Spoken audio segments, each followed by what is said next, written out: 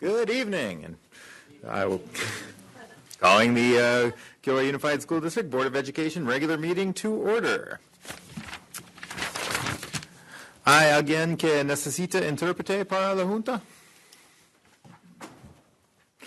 This meeting is being recorded. Images and sound may be captured of those attending the meeting. First up, we have item 3A, Pledge of Allegiance, brought to you by Elliott Elementary School.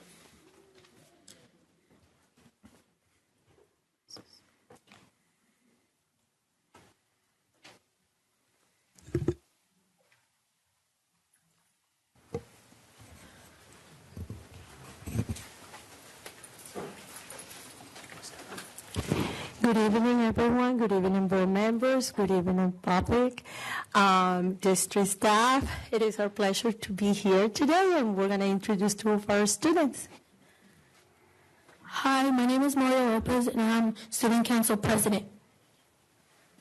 Hello, my name is Christian, and I'm Student Council Vice President.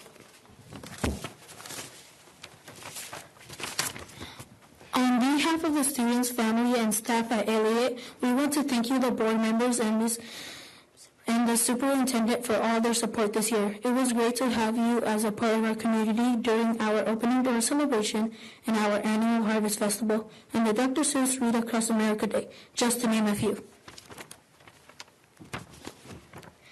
The Elliott community appreciates your time and considerations on all that we do at Elliott, and we look forward to working with you in the years to come.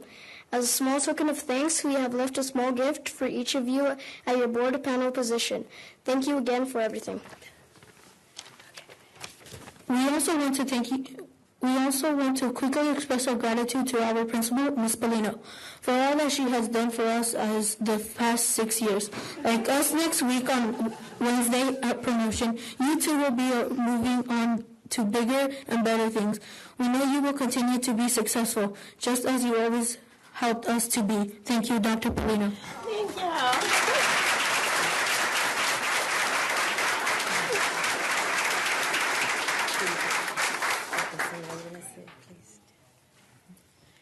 Please stand for the Pledge of Allegiance. Allegiance. Right hand over your heart. Ready, begin. I pledge allegiance to the flag of the United States of America and to the republic for which it stands, one nation, under God, indivisible, with liberty and justice for all.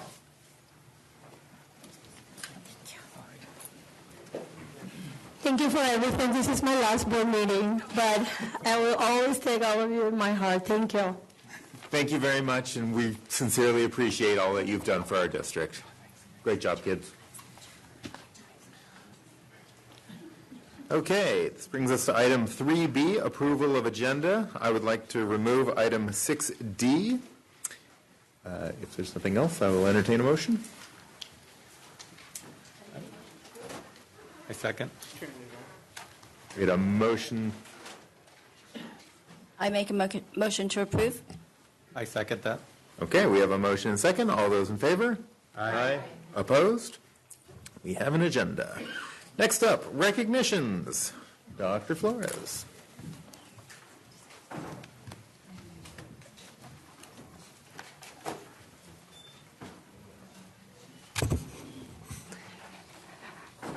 Well, welcome everyone. We have some wonderful recognitions this evening just for people who are here for the first time. At the beginning of every board meeting, we recognize students, staff, community agencies. In fact, one of them we recently did were like 20 agencies that support Elliott School, and they were all here. So tonight, the first, we have been, she's not here. She's here. Where is she? She's right there. Oh, good. She's not recording tonight. Okay.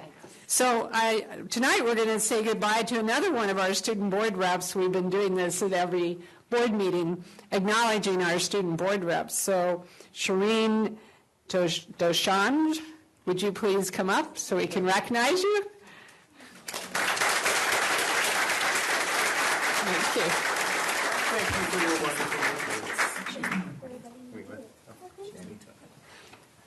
So as we know, Shireen is from Gilroy High, and she's been reporting all year for Gilroy High and doing a great job. In fact, her PowerPoints are a difficult act to follow, and so we really appreciate it. She's a sophomore, so we're hopeful that this isn't the last we'll see of you.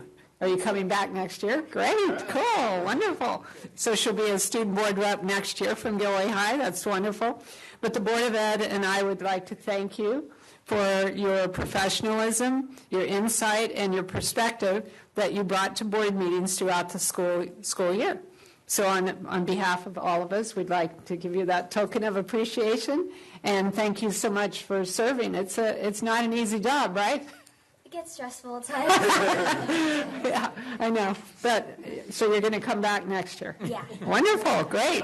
We've had a handful of student board reps over the years serve 2 years, so that's a lot of dedication. Yeah. And we very much appreciate it. Thank you. For 30. Thank you. Thank you.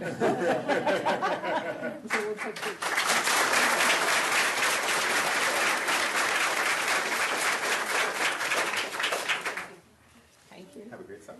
Yeah. Tonight we're going to recognize 3 very special administrators. Very excited to be able to acknowledge 3 standout members of our administrative team. Alvaro Mesa, who's our Chief Business Official and Assistant Superintendent of Business Services. Alvaro, would you come up, please? Sonia Flores, Principal of the Dr. T.J. Owens Gilroy Early College Academy. You can come over here, Alvaro. Yes, and we call, that's Gecka, come on up. We're going to do all 3 of you. And then Eric Kawada, Assistant Principal at Christopher High School.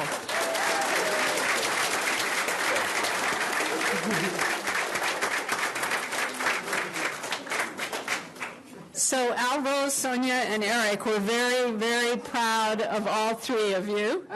These...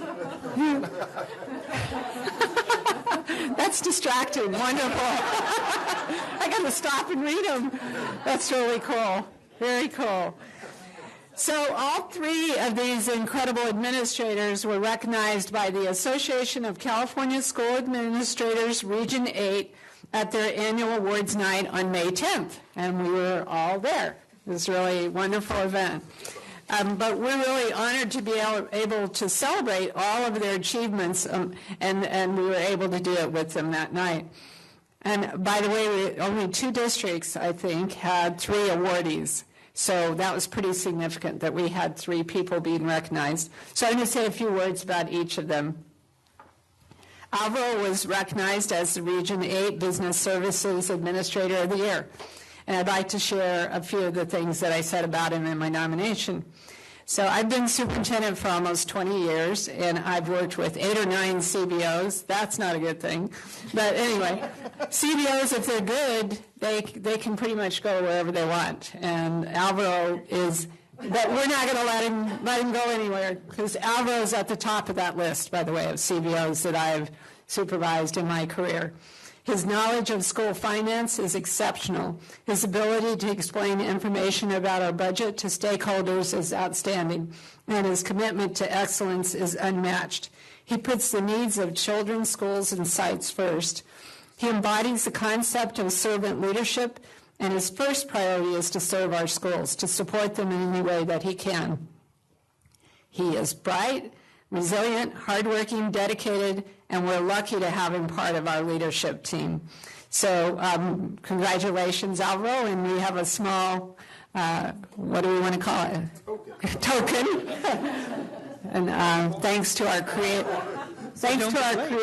plaque lady, we were able to do this, and Melanie, of course. So congratulations.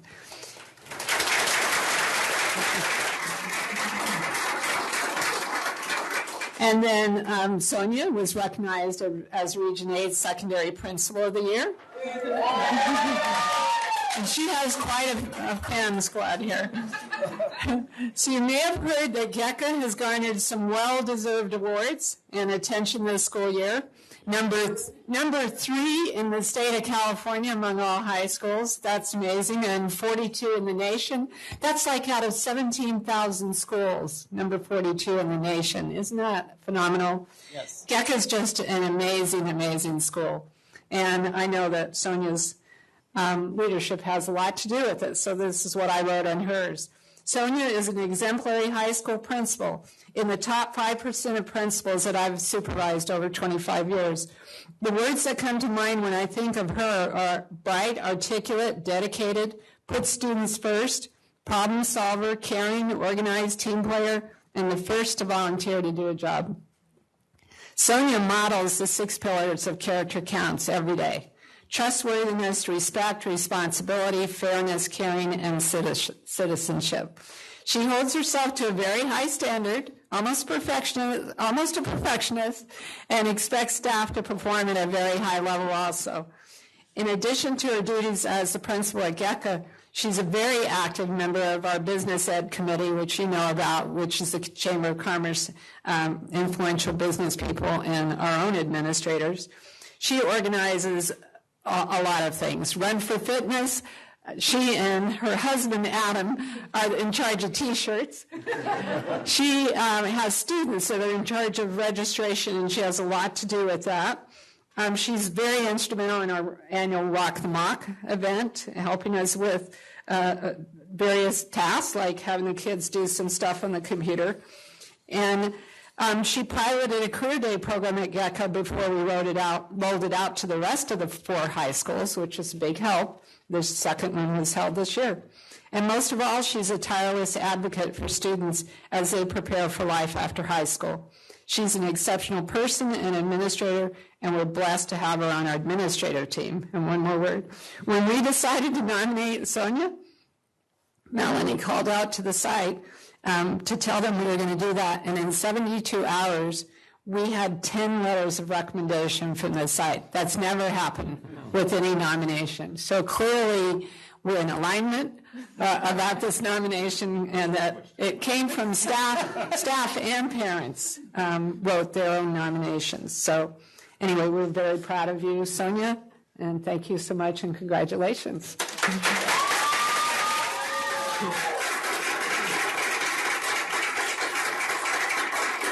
And lastly, there's a new AXA award that they created, and we were able to nominate Eric Kawada for the award. It's called AXA.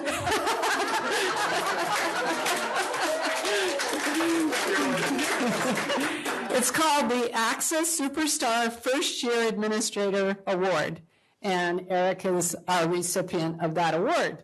So we're really excited about that. I think it's a great idea that they acknowledge first-year administrators, because being a first-year administrator is like being a first-year teacher. It's tough, that first year. So anyway, the award was created a few years ago for 2 reasons. First, because administrators don't receive a lot of attention and recognition. And secondly, because the association wanted to recognize superstar administrators to continue and to aspire in their current and future roles. So here's some information we included in Eric's nomination, and the site helped with this. And I believe the principal said this. I can't remember which of you said this, but I think this just sums it up. Eric Kawada has been an incredible teacher in Gilroy Unified School District for 25 years. In his first year as assistant principal at Christopher High, he continues to be a leader for staff and students. His transition from the classroom to administration has been seamless, and he's a valued asset on the Christopher High management team. Gilroy Unified School District and the families at Christopher High are lucky to have him in our presence. Congratulations, Eric. Thank you. And we're very proud and honored to have the 3 of you on our team. So congratulations. Congratulations. Take a picture. Of course.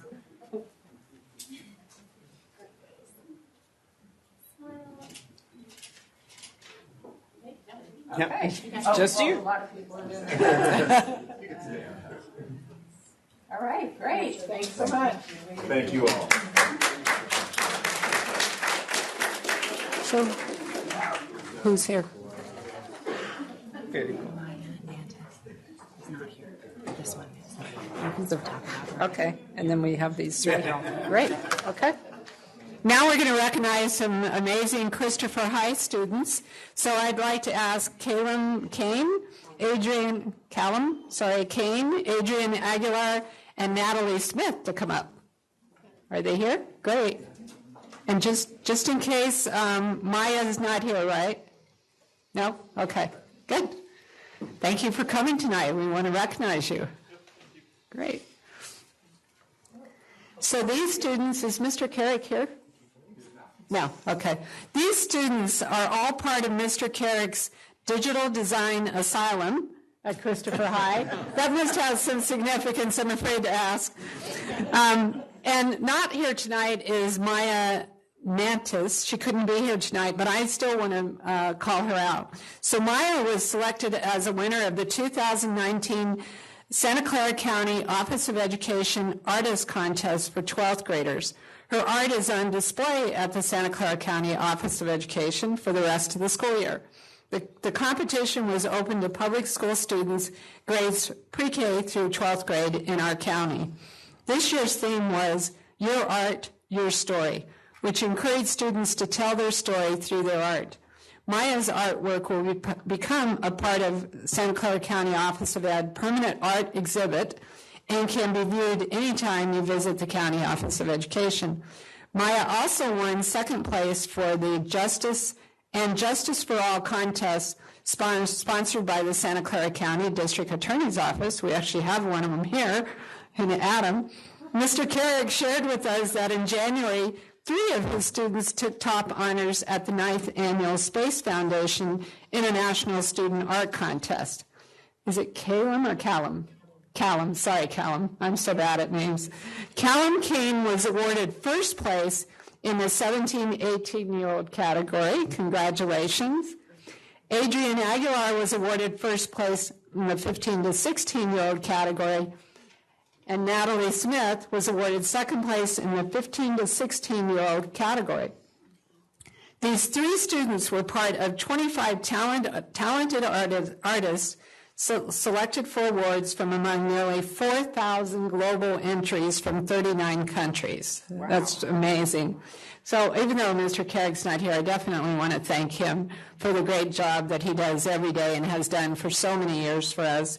And we are so proud of all 4 of these students, Mia, Callum, Adrian, and Natalie, for their accomplishments, and we're thrilled to celebrate these wonderful artists. So please join me in a round of applause.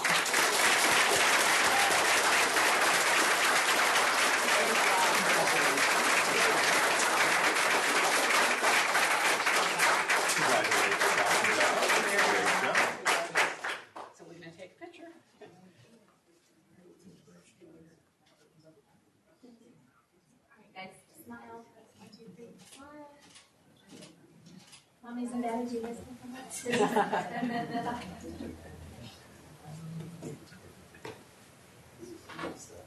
Go Cougars. Great. Thanks so much for coming. Thanks for being awesome. And that concludes our recognition program tonight.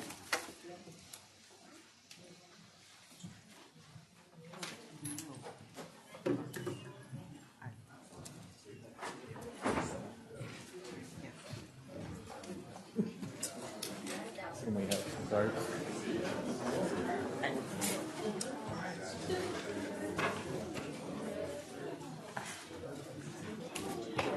You got a clock? A clock? Yeah. Tell them that I'll give them tell them that I will raise a card and give them a 30-second warning. And then I'll let you know, and I'll let you decide what you're going to do.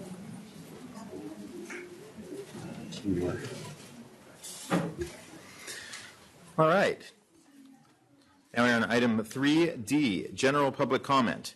At this time, members of the public may address the board on any item or any issues within the subject matter jurisdiction of the board that is not listed on this agenda. No action can be taken on an item not on the agenda at this time, but may be referred to the administration or put on a future agenda. Members of the public may also address the board on an agenda item before or during the board's consideration of that item. In accordance with Board Bylaw 9323, individual remarks will be limited to 3 minutes each. We have several comments here this evening. So first up, Mr. Bass. Trustee Good will be my timekeeper, and he'll give you a signal when it's getting close to time to wrap up. All right. Do I get to signal Mr. Good on when I'm ready for him to start the watch, or does he start it now? You got 20 seconds. You have to guess when I start. Well, good evening, everybody. I'm really glad I was here to see those art awards. They're amazing. I mean, art's transformative. It's life-changing. And that's actually what I wanted to talk to you about tonight, because as it is right now, if you were to just look at sheer numbers, someone might look at like the Christopher Hyde Drama Program and think, okay, there's a lack of interest in the program because there's just not as many students enrolling as there used to be. And actually, I think that might be a misperception if someone were to think that as to what's actually going on. I think what actually could support students and support not only the drama program at Christopher Hyde, but just the arts programs in general in Gilroy Unified School District is to work on a board policy, specifically the graduation requirement. There's actually action that you all can take that can increase participation in the arts. So right now there's the A through G requirement. It's the one pathway that students have to graduate. And there's exceptions carved out. I mean, if students have specific personal needs or specific academic needs, they can fill out some sort of a waiver, and I think they go to the principal, and the principal can approve it. And the students have IEPs, or if they're English language learners, there's other things they can do. But everyone else, they're going on that A through G pathway. And they're going on to Math 2, even if they don't have the skills to pass Math 1. And they're going on to physics, even if they don't have the math background to do so. So what I'm here to do tonight is to encourage you to reconsider having only one pathway to graduation, to find other pathways beyond those A through G requirements and legitimize them as pathways that don't require an exception. There's other ways for students to get to universities other than to fulfill A through G requirements. Some students end up, they can go to community college. There's other pathways. There's other pathways to economic success other than getting a university degree. So please reconsider the current board policy and find other ways for students to graduate so they can find a room in their schedule to take the art classes and not have to forego them because they have to take another A through G class. Thank you. Thank you very much.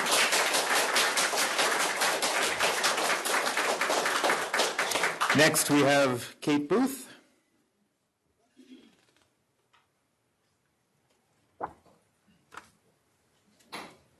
I guess.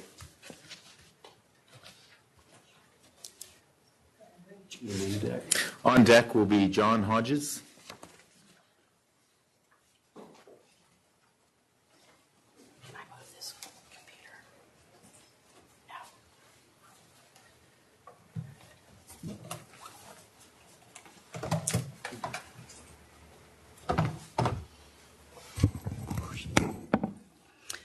I'm Kate Booth. In times of adversity, we like to say, if life gives you lemons, make lemonade. I love this sentiment and wholeheartedly believe that this should always be the goal. I mean, lemonade may be sour, but it's also sweet, and sometimes it's just what is needed to hit the spot. I've been working on and off in Gilroy Unified School District for 35 years. Started when I was like 12. I've made a lot of lemonade. Sometimes there were not even any lemons allocated to me, and I had to scavenge for some dry and moldy bits of peels. Even so, my students and I devised ways to make some of the most delicious lemonade imaginable. And we drank deep as we surveyed our work and experienced the true satisfaction that comes when you say, wow, that was really difficult, but we did a good job. I begin with this analogy because it illustrates several points, the most important of which is that if you set out to make lemonade, you never let the lack of lemons deter you. You analyze the situation, define the problem, and set about finding a solution, and by God, you fill that pitcher. So I will introduce this current crisis with a thank you to all in Gilroy Unified who throughout my career here have allowed me to move forward with projects and programs even in times of financial crisis or who have thrown wrenches into my engines. So thanks for the restrictive and unnecessary regulations and conditions sent my way, some of them right in the midst of performances or hours before opening. Thanks for hiring me at Rucker at a time when there was no physical space for a theater program, and we had to rehearse in front of the condemned auditorium. Thanks for years of inadequate funding, insufficient storage space, and a general disinterest in what we do. Thank you especially for the tiny black box at Christopher High School with no dressing room or construction space or access to the lighting grid. But I'm not being a smart aleck. I'm actually genuinely grateful for the opportunity that I and my students have had to acknowledge the challenges before us and figure out how to address them without compromising the quality of our artistic integrity. 30 seconds. Because we didn't and don't ever let those things stop us, we worked them into the general equation. We made them part of the puzzle. We brainstormed, collaborated, tried, retried, analyzed, adjusted, and persevered until they were no longer problems. They became part of the solution, and it was glorious.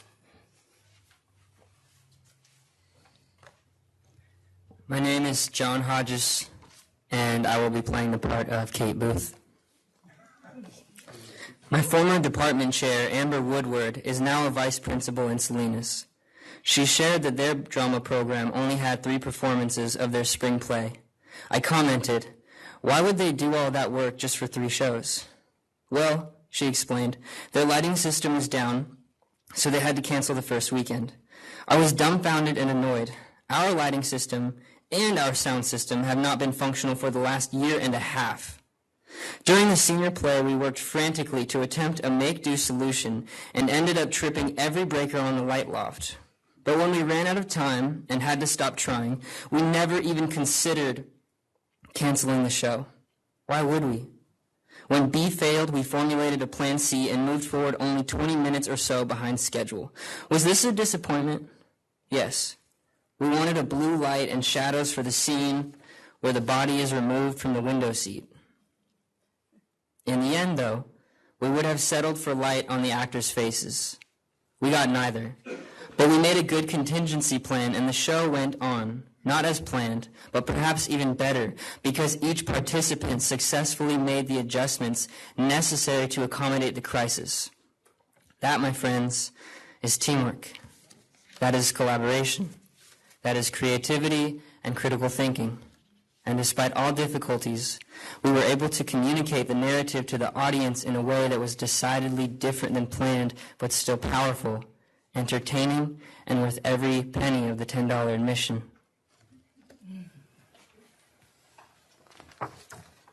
Hello, my name is Anne-Marie Hayes, and I'll be playing the part of Kate Booth. So now we are faced with a new challenge. The budget must be cut, and Christopher High School Theater is on the chopping block. I would like to request that in the spirit of the true process of education that we all profess to support here, we take some time to explore and define this challenge. I have been given a long list of reasons for this action, each reason morphing into a new objection when I am able to address each concern. So before we just give up and say, gosh darn these lemons, we will have to go thirsty. Let's see if there isn't some way to make some good of these lemons and make some good lemonade. We have suggested some strategies, but district leadership has not shown any interest in pursuing any of them. I get it. It is the end of the year and we are all slammed with deadlines and barely keeping our heads above the water while we pray for an end to another successful school year. But this is important. Really, it is. And it's not helpful to say that nothing can be cut, nothing is being cut, or that it is truly unfortunate but nothing can be done. I believe something can always be done. I will venture out even farther and say that this crisis poses an extraordinary opportunity for us to find a way to not only make some really great lemonade, but to serve it all to those who are thirsty. And who knows, if we can get those who have never tried it, but are certain they do not like it, just to take a sip, they may discover a whole new palette of flavors. Thank you. Next, we have... Hello, I'm Alejandro Diaz. I will be playing the part of Kate Booth. So let's get serious for a minute. Lemonade aside, I hope that everyone understands that we're talking about budget equity-driven, proposed changes that will radically affect the scope and the effectiveness of a program that serves a diverse segment of the student population on multiple levels. This program is 10 years in the making. I, Kate Booth, have an MFA in theater education and a PhD in dramatic literature, theater history, and performance criticism. I was head of the theater education program at Cal State Fullerton for 6 years, where I advised majors, taught classes, and supervised student teachers all over the Southland. I know how to build strong, multifaceted arts programs and have spent much time studying and analyzing how and why the arts thrive or fail in public education. So please, let's have a serious discussion that goes beyond, your numbers are low and we don't have money. There are multiple forces at work here, and the situation is not as simple as it may seem. Please, let's put on our creative hats and figure this out. Theater teaches us to imagine what could be and endeavor to bring it into being. What a great challenge. We like lemonade. We are ready for it. Thank you. I'm Emily Diaz. I'm playing the part of Dr. Kate Booth. We respectfully request that the elimination of the .2 FTE for 7th period theater production at Christopher High School be placed on the agenda for the next meeting on June 13th. We further request that any and all bold and intrepid board members join us to explore this issue and create a strategy that not only preserves what we have created, but moves art education in Gilroy Unified to a whole new level. Thank you. Or in scene, actually. As a colleague of Dr. Booth, I've seen what she can do in this community with our students during high school. Also, children with Camp Catamount. She has her high school students become counselors for younger students during the summer, and they earn some of their community service and leadership skills that way and practice some of their the things that they learn in their classes. And then post-high school, we have students here in college that continue to learn to use their leadership skills in college. She's an active member of our community. She works during the Gilroy Garlic Festival. And I think a .2 FTE is well worth someone who has a doctorate in the arts and supports our kids and our community in this way. I'm really proud to be her colleague, and I think that we should find a way to support the program. Thank you.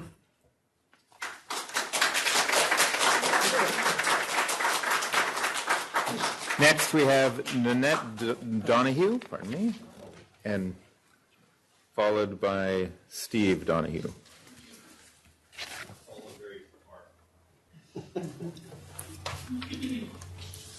Hello. I'm going to start by saying that DB, as we call her in our family, is my hero. 5 years ago, my husband, children, and I moved to Gilroy with all the hopes and expectations as we transitioned our children's school. In a crazy moment, with the intent of becoming more connected to the events in our neighborhood, my husband and I joined the Next Door community group. Aside from learning about every missing cat and dog in our neighborhood, we were thrilled to see that there was a Shakespeare play that would be playing at Christopher's outdoor amphitheater later that week. We decided to attend. That decision changed the course of our lives here in Gilroy. Excuse me. I don't normally cry. While at the play, we met Dr. Booth and most all of her high school drama students. It was at that moment that I realized I had been holding my breath for years. I turned to my husband and said, "Oh my gosh, those kids right there, they are my son's people." It was at that moment I knew that for the first time, our son had a place to belong. Over the past 5 years, Dr. Booth and her summer program have become so important to our family that all of our family vacations, events, and activities are planned around her program. I can't even read. I'm sorry. Ensuring that the last 2 weeks of summer are free for our children to attend her summer camp. Jumping forward to this year, my son began at Christopher High School as a freshman. Dr. Booth eagerly welcomed him into her program and her 7th period class. What you need to know about my child is that he is not an athlete. He struggles socially. His teachers often dislike him or are frustrated by his disabilities and how he presents himself in class. But Dr. Booth, she saw through my son's difficult layers, and she took him and all of his challenges on. She chose him. Christopher's theater program has quite literally saved my son's life more than once. You will hear others speak about how drama is an art and it is not okay to cut arts. You will hear about how each school is different and allowing Christopher to specialize in certain areas is important. That is all true. Today, however, I am here to talk about the others. Having drama, having seventh period means adding an additional 0.2 FTE onto Christopher's schedule. 30 seconds. So plays can be created, sets built, and give students a place to fit. It is a foundation to all equity. Gilroy's LCAP is built and promises to provide equitable opportunities for all students. I ask that you speak with the administration of Gilroy and at Christopher High School and express your desire to prioritize CHS's seventh period drama class and preserve what they have for the others. Thank you. Thank you. Follow that. On deck would be Siri Haj. Pardon me. Don't start yet. Okay, got it. Just kidding. So I'm Steve Donahue. I don't know how to follow that. So I'm the dad to that boy. And I wrote some arguments here about, I just want to read this and then talk a little bit. I know one of the arguments is about for the catalyst for change here is about the differentiation between educational programs at Gilroy and Christopher. And Gilroy's drama program is nowhere near what Christopher's is. And so we're looking at equalizing these two. But the problem is this, obviously the Gilroy School District is choosing this particular issue for equitability and differentiation because we have dual immersion programs at Rod Kelly and Solorzano Los Animas and South Valley and Gilroy High School that don't exist at Christopher High School and the other schools in the district. So we don't differentiate, or we do differentiate with dual immersion. We differentiate in other ways throughout the schools, like in the GATE programs that we have at Rucker at Brownell, but we only have classes at the other schools, so we differentiate there. Why would we not differentiate with an arts program? It makes no sense to me. I'm asking you to realize what you have here today. You have a gift. You have a drama program at Christopher High School that the kids love. They come in the summer and spend their summers doing summer camp. Who does that? Nobody does. They want to go swimming at pools and play with their friends and play video games. But instead they come to Christopher High School and do drama all summer long. You court students from around the neighborhood who come to participate in these programs like we did, and it brings up this arts program at a school, in a school district that really kind of suffers in the arts. If you look at other school districts, just in California alone, they have dedicated art high schools. San Francisco Unified School District has the Ruth Asawa School for the Arts. LA County Office of Ed has the LA County High School for the Arts. Santa Ana Unified School District has the Orange County School for the Arts. We don't have that, but you have a program here. Why would you not use that? Why would you not dedicate whatever you can to this program rather than handicap it and cripple it and try to hide behind this guise of differentiation? Why would we not allow this group to grow, even if it's not every student? And I know one of the arguments is declining enrollment. So why would we throw away the kids that are still enrolled? That makes no sense to me. So I'm a practical guy. I look at this from a 10,000-foot view, and it just seems like, why are we getting rid of something that's so successful? Even if it doesn't affect every student, the ones that it does, it changes their lives. It changed my son's life, right? My wife told you it saved his life. It did, a couple of times. And I'm telling you right now, if he didn't have this program, I don't know where we'd be. But we do have it. We have it right now, and you guys are on the precipice of losing that. And it would be foolhardy as a board to not see that for what it is. Thank you. Thank you.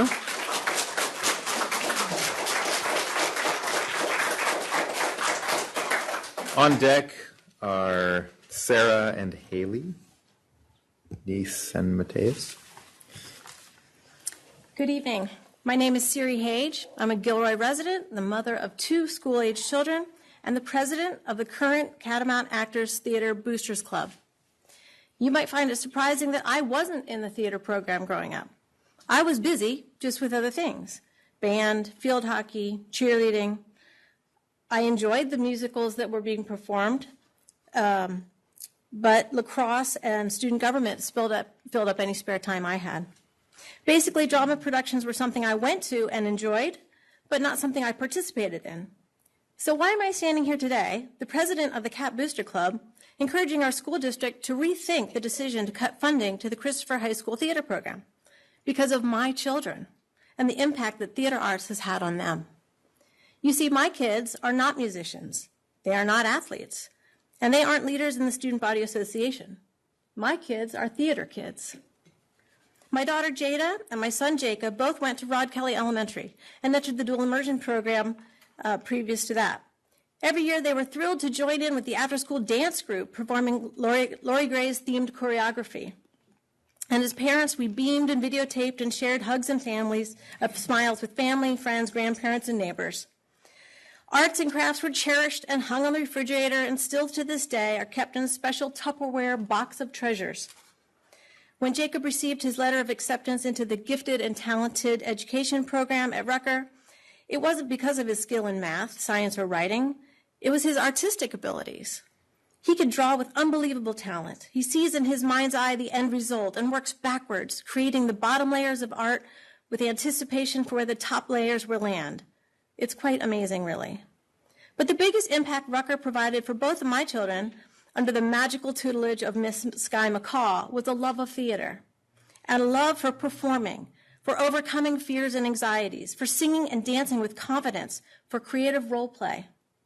They learned to let their personalities shine, as well as the importance of practice and working as a team. My kids did every play, talent show, and singing engagement offered.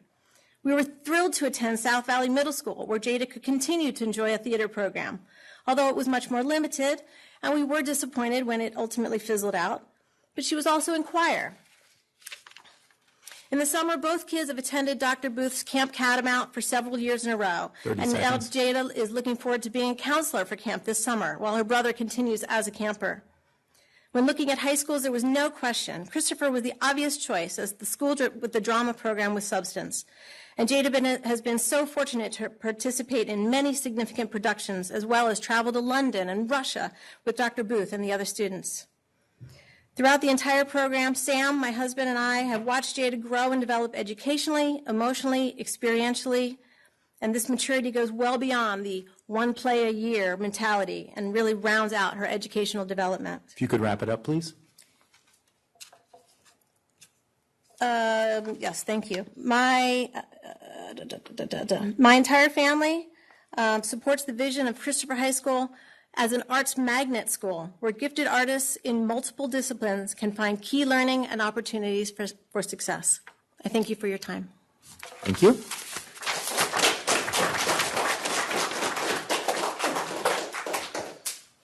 On deck is Jonathan Guetta, or something with a G. Hi, I'm Haley Mateus. And I'm Sarah Neese. And we are the current production managers of the CHS drama program. We are also both juniors going into our senior year at Christopher High School. When people talk about drama, they always talk about the confidence gain. And although this is true, there's so much more that comes with our program. We've gained our creative outlet, and for some of us, a future. We have a family, and we are directly taught every single part that goes into a show. Whether that be tech, stagecraft, or acting, we've learned it, hands-on, which no other high school that I know of does. Next year, we're going to be seniors, and that's a pretty big deal by itself. Well, when I was a freshman, I saw a play called The Visit.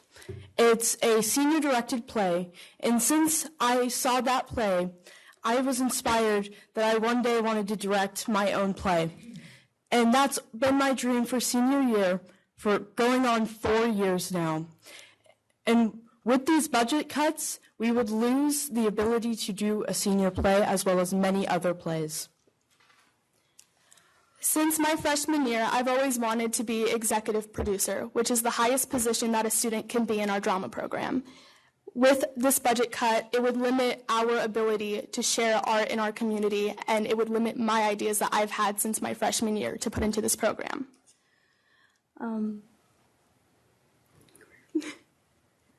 For me, this class isn't an elective, it's a career class. I want to go into a theater major and possibly be a theater professor. I want to inspire my future students like Dr. Booth has inspired me all these years. With this budget cut, this won't be a reality.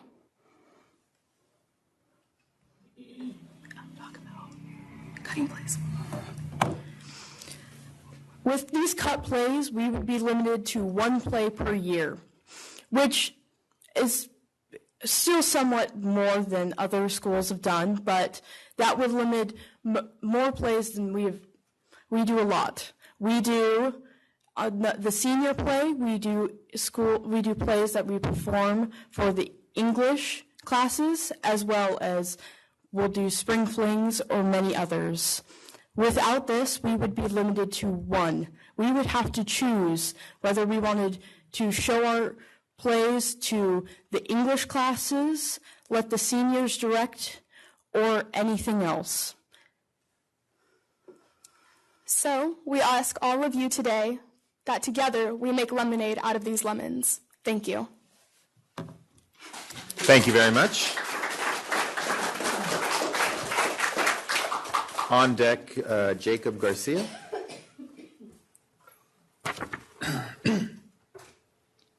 Go ahead. Hello, my name is Jonathan Gata, and I wrote something in support of Dr. Booth and the drama department.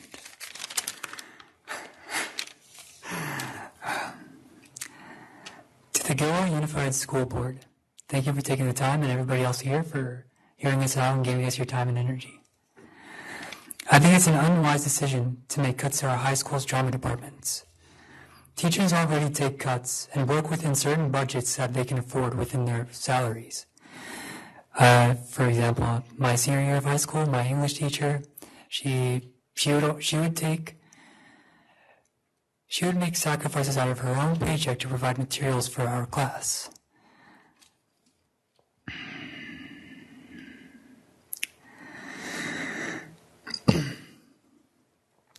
To make financial cuts to already hardworking and sacrificing teachers like Dr. Booth of Christopher High School is to deprive our students and future leaders of tomorrow the necessary social, emotional, and intellectual nourishment that they deserve to thrive into the next phase of their life journeys. To invest in our teachers is to enrich the soil of our future. It's your choice whether you want to enrich that soil or deprive it. Thank you for your time and attention. Thank you. On deck is James Hayes. Good evening. Real quick, before I read what I wrote, when I was going into high school back in 2010, my options were either go to Gilroy High because they had FFA, which sounded like an amazing opportunity, but I never wanted to be a farmer, or go to Christopher High School and make something out of my natural God-given talents. So I want to say good evening to Gilroy Unified staff. Thank you guys so much for having me here and allowing me to speak in regards to some budget cuts here. I don't think I ever did this in high school, so this is cool. I'm Jacob Garcia, and I'm one of the founding members of the drama program at Christopher. I was the first executive producer from the year of 2010 to 2014, where we produced over 4 theatrical events a year for the student body, the staff, and the community as a whole. All right, come over here. In the time that I was at Christopher High School, we saw 18 professional shows. In Ashland, Oregon, not to mention all the professional workshops that we did as well, where we learned how to overcome objectives and adapt to changing in our work environment, which really helped out with our small black box.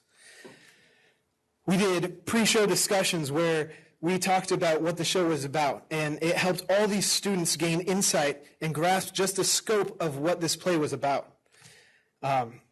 It readied us for post-show engagements where we actually got to take some time and talk to professional actors after the show and find out what made them tick or what helped them with their characters.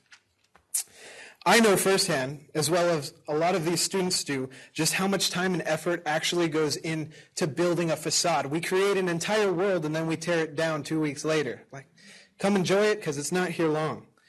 I can't really tell you how many hours that I've spent in the black box just building those facades. But I can tell you that the gifts and the skills that Dr. Booth had provided me with at the time supplied me with everything that I needed to travel the world. I've built furniture in Italy, I've repaired roofs, I've built business cards, created cues for different shows across the world, and I've done so much more. And she taught me all of that on her personal time outside of school, things that I would have never learned because there was not enough time in the school day. Now, could anyone actually tell me what Gilroy High produced last year with their stipend? No, because they didn't do anything. Could it be the lack of passion on behalf of an instructor? Or maybe it's because we live in California, one of the most expensive states in the country, and our instructors could be spending more time with their kids, or driving Uber, or making more money. I'm sorry? 30 seconds. Thank you. Or driving Uber rather than accepting this stipend. Christopher High School is leagues beyond Gilroy High in terms of theater, and we all know that. But if this was my year, and I had to choose one show to do, I could have been Tevye from Fiddler on the Roof. I could have played Macbeth. I'm a Mexican boy playing Macbeth. Or we could take the time as a student body and put together a whole show that's never been done before and open our first West Coast premiere of Razia's Shadow. We actually got to work with artists. If you could wrap it up, please. I don't think I could choose, so I would put it on the board to choose. Which two of these classic shows that we've performed would you choose to eliminate from my resume? Thank you. Thank you very much.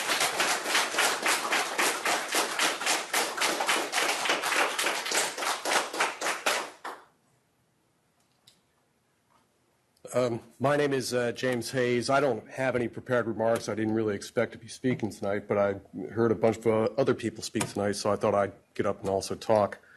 I have two kids. One of my kids was the third Dr. Booth. She is currently a college student back east. She is a theater major, and she has just decided that she's going to declare a philosophy major, dual major with theater, with a concentration in ethics. We have a son who is a college graduate. He is currently a graphic artist for doing graphic novels. He is currently employed on his second series that's been published. He's been nominated for a GLAAD Award. Both of these kids are people who have benefited from art programs. They are both on track for careers in the arts. At this point in time, our curriculums at our schools, it seems, are becoming more and more focused on STEM. And I think that's a mistake, because I think the skills that the kids are learning not only can lead to actual jobs in the arts fields, as my son is proving, but it also helps develop skills that lead to other types of jobs. I think you can see some of the kids who have spoken tonight already demonstrating skills that they have learned. Public speaking. They've learned executive skills. They've learned how to organize. They've learned teamwork. These are skills that they're not learning in any other class. These are skills not learning in math class or English class or science class. This is a unique opportunity for the theater program to impart skills that these students can use in jobs, no matter what field those jobs are in. I think it's very important that we not become so myopic in what we're funding for our schools that the programs in the arts are left behind, because they are dying at this point in time. Now, sometimes those constraints can actually be a learning opportunity. My daughter has learned to solve a lot of problems by meeting the restrictions that they've had to face because of lack of funding. But that's not the ideal way for them to be learning. They need more money. They need to have the opportunity to do these things beyond the pure ABCs of school, and these are things that are going to help them go on to do great things in lives. I think you can see the students that we have gotten up and spoken. I'm incredibly impressed by them. So anyway, no prepared remarks off the top of my head and from the heart. I hope you guys really consider to give the funding. Thanks. Thank you very much. This concludes the general public comment. Next, item 3E, report of action taken in closed session. We have 1, removal, suspension, expulsion of a student, case number 2019-24. I will entertain a motion. Move to expel. Second. We have a motion and a second. All those in favor? Aye. Opposed? Motion carries. Okay, and then we have, I'm working on it. Okay. Regarding OAH case 2018-120604, the board unanimously approved a settlement to resolve this student's educational claims. All 7 board members voted yes.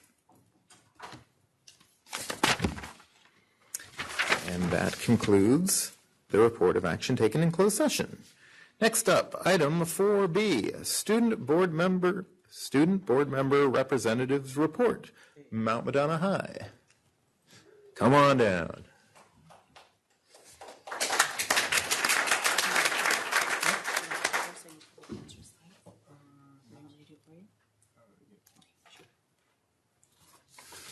Good evening, Superintendent Flores, Board President Pace, and board members. I am Benjamin Calderon, soon-to-be graduate at Mount Madonna High School. Renee could not make it tonight, so I will be filling in for him this evening. This presentation is about Mount Madonna High School and Brownell Middle School.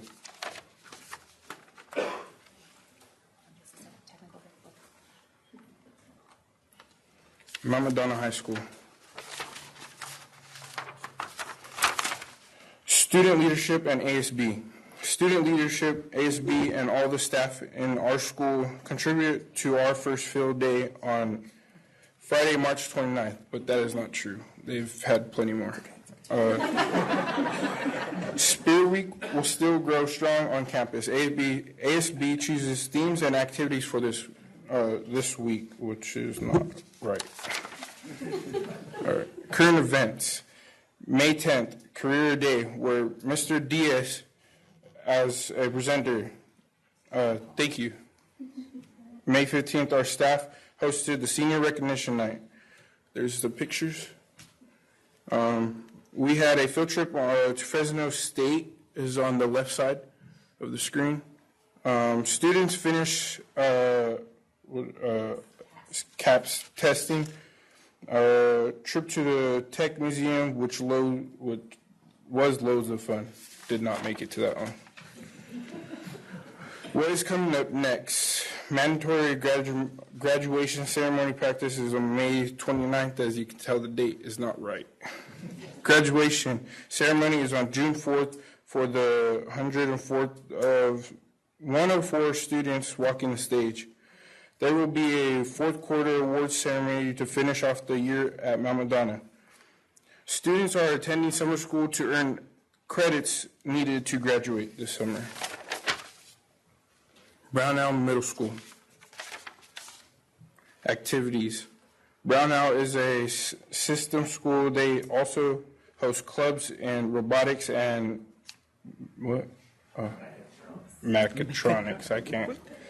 Mechatronics. Systems build positive behavior. They have Friday fun days to promote positive behavior every lunch on Friday. It's good for middle school.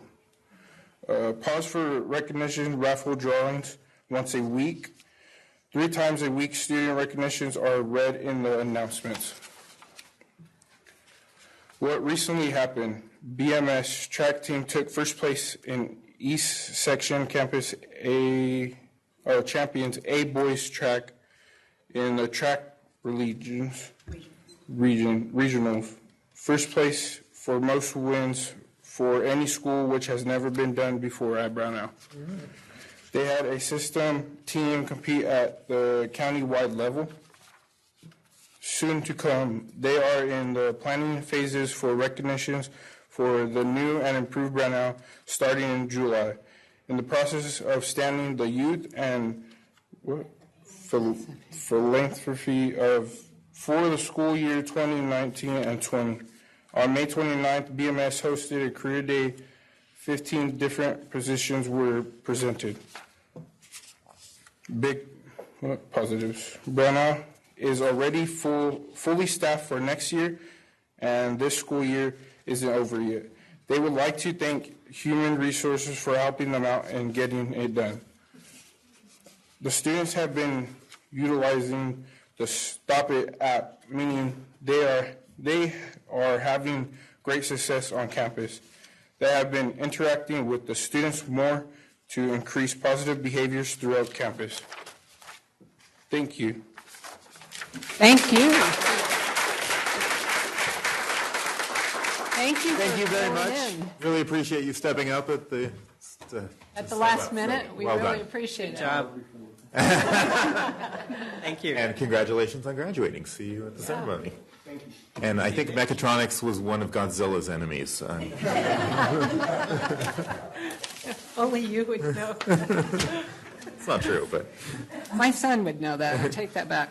All right. Following that up, we've got 4B Superintendent's Report. Dr. Flores. Thank you. Well, I've already talked to you about the AXA Region 8 Awards Night. That was a lot of fun. It was great to recognize our administrators and have so many people there. We had the most people there. 36 Gilroy Unified staff and board members were there, so that was really cool. I have never been to Project Cornerstone's volunteer celebration lunch, but Maritza Salcido told me that one of our students was going to be recognized and invited me. And so she and I, the student, Rosalia Paz, and family members went up, and it was this huge event. They recognized volunteers all over the county, and I'm really glad I went. In fact, next year we're going to nominate somebody. We have to remember that. But fortunately, someone nominated Rosalia, so the program was like an hour and a half long where they recognized mostly adult volunteers who've done incredible things, and then they recognized 4 students. So Rosalia was one of the students, and the students each got up and gave like a 3-minute speech in front of hundreds of people, and they were great. I was so impressed with all of them, but Rosalia did a great job. We were both so proud of her. Recently, many of us attended the Mount Madonna High School Senior Awards Ceremony, where we were fooling around at the end. That was the place where everybody could go take a picture, so we got ours taken. But it was a great event. A lot of seniors were recognized with some scholarships. That was great. I attended a meeting on May 16th. That's before this slide. May 16th, that's okay. We have a number of conferences that occur in the fall. And they all kind of focused on helping kids figure out from middle school on how to get to college. And what we decided to brainstorm some of the folks on Project Roadmap, that conference, which is held in Morgan Hill, organized by my husband and a bunch of people. What we decided was we were all sort of competing for the same student and parent population, and we had this idea maybe we should just combine a couple of our conferences. So this was like the second or third meeting, and we now have a date. I'll send it to you. It's going to be a combined conference, and it'll alternate 1 year in Gilroy, one year in Morgan Hill at our high school. So we're pretty excited about it. I think it'll be a much more effective approach to reaching students. We have big designs on this conference, hoping to see a lot of people come. We had our 5th meeting of the Superintendent's Advisory Committee on Closing Schools, and at the next meeting I'll be giving you an update on what the committee's been doing for those 5 meetings. I was able to attend the Christopher High Choir concert. It actually was supposed to be out in the quad, and it rained. So it was actually choir and band, and it was great because I think it was South Valley. You know, your son was in it. Also, we had a middle school choir there singing. It was great because you kind of saw the progression of our bands and our choirs. Enrique was there too. So it started with, sort of the beginning band choir and even the middle school choir, and then it progressed. By the end of the evening, I was like, I'm at a professional concert. This is amazing. It was just incredible.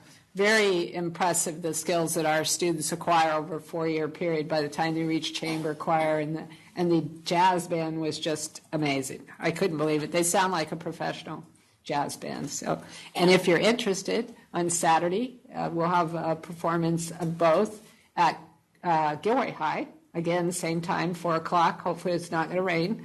So, because the Christopher one had to be moved at the last minute into the gym.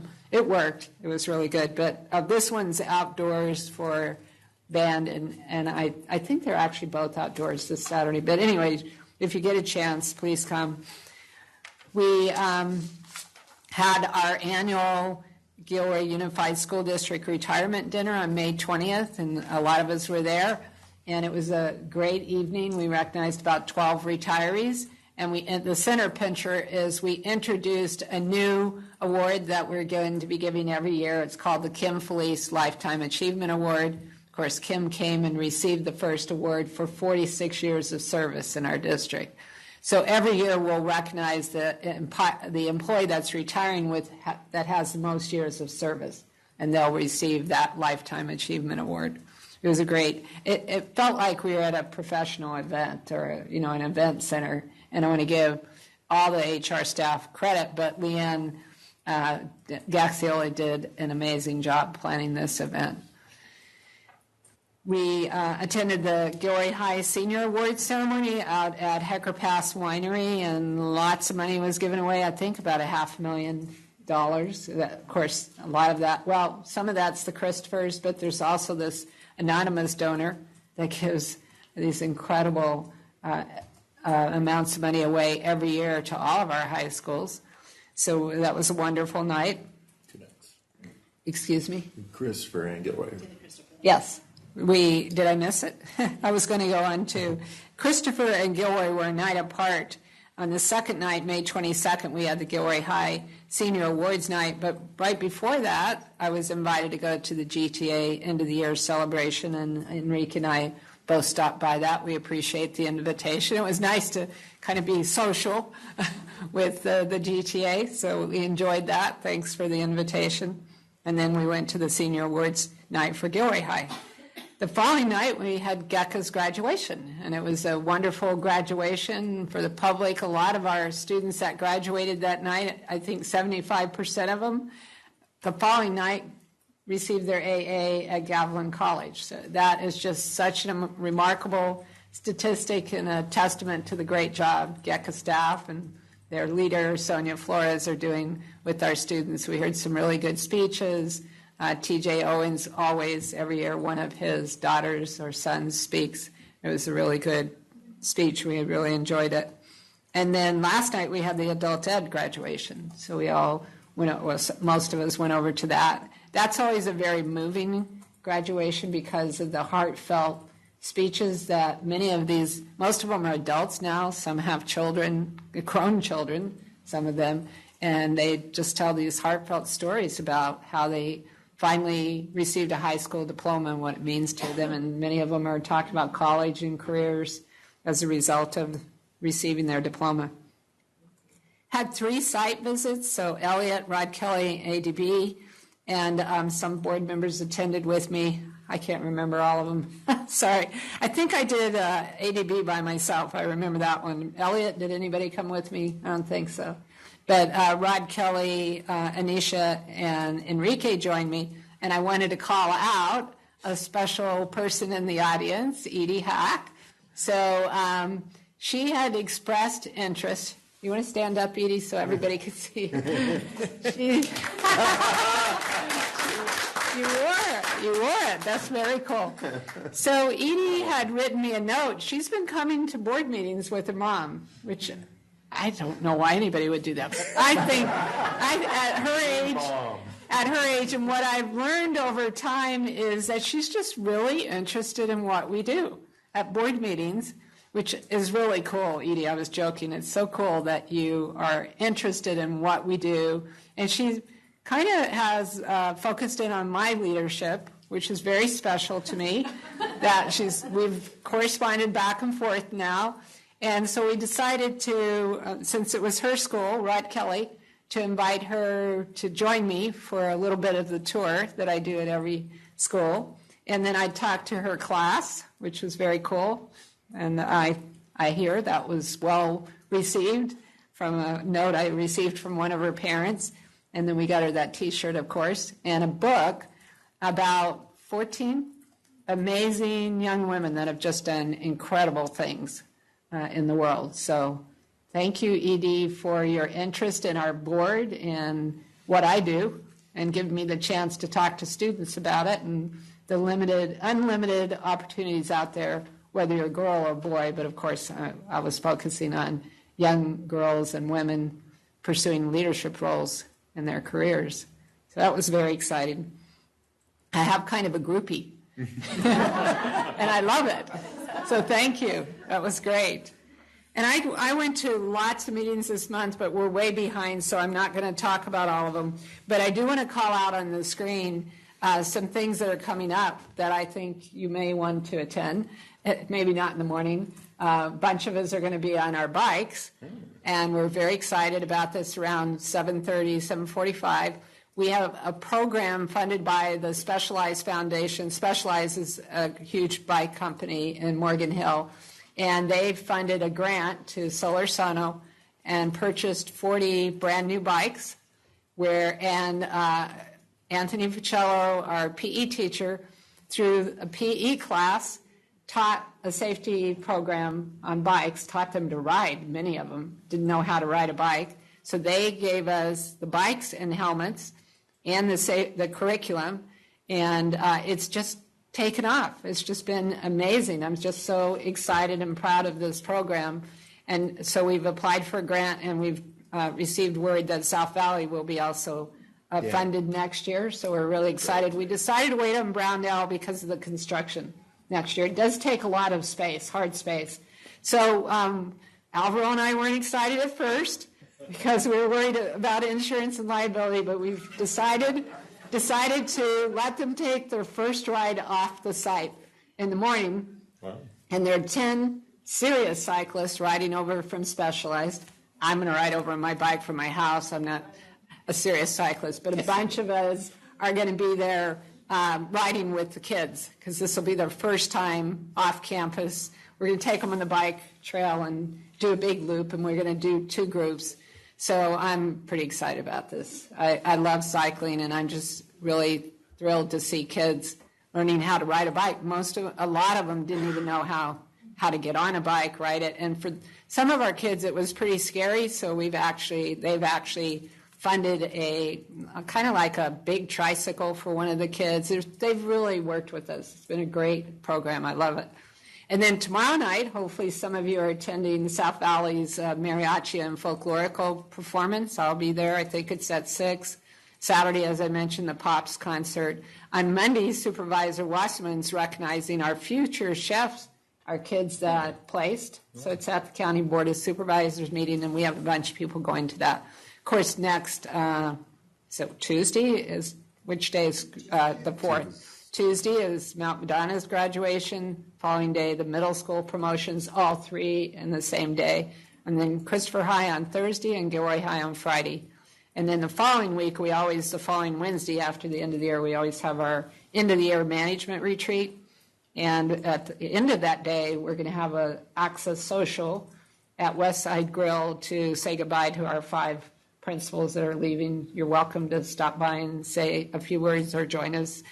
And then, we have this great Gilroy Gardens Community Service event, thanks to a lot of people, which I'll send you more. I think I already did. I sent you information about it. But it's to kick off community service for incoming 9th graders.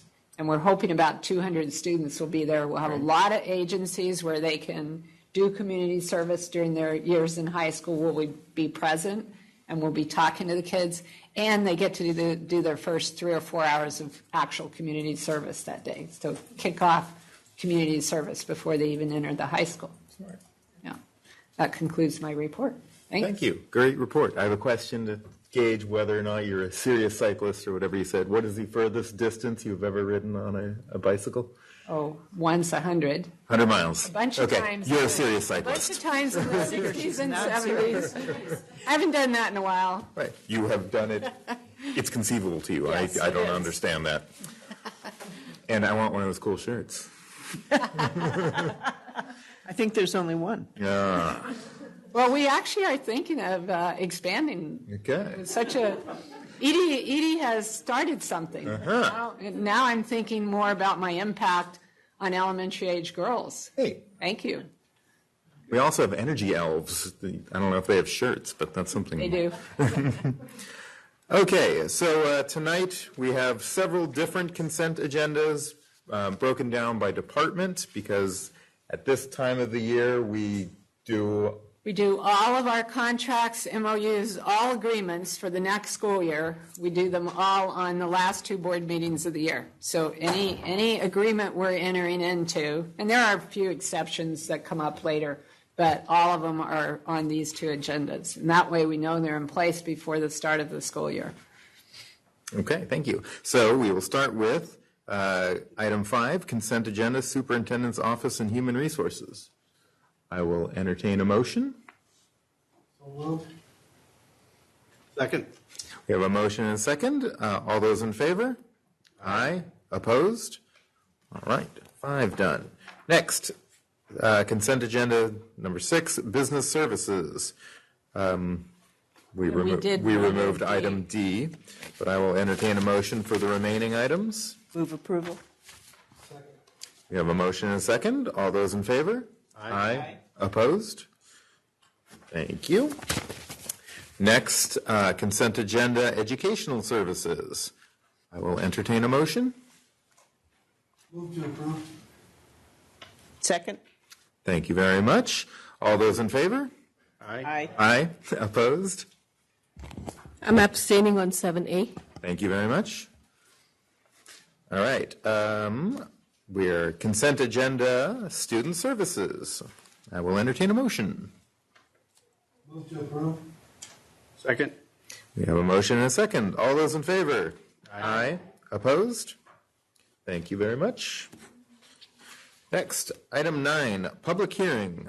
A, public hearing, preliminary environmental assessment report conducted at South Valley Middle School. Mr. Nato. I don't know why they're leaving. It's just getting exciting. You think you need a DA on this?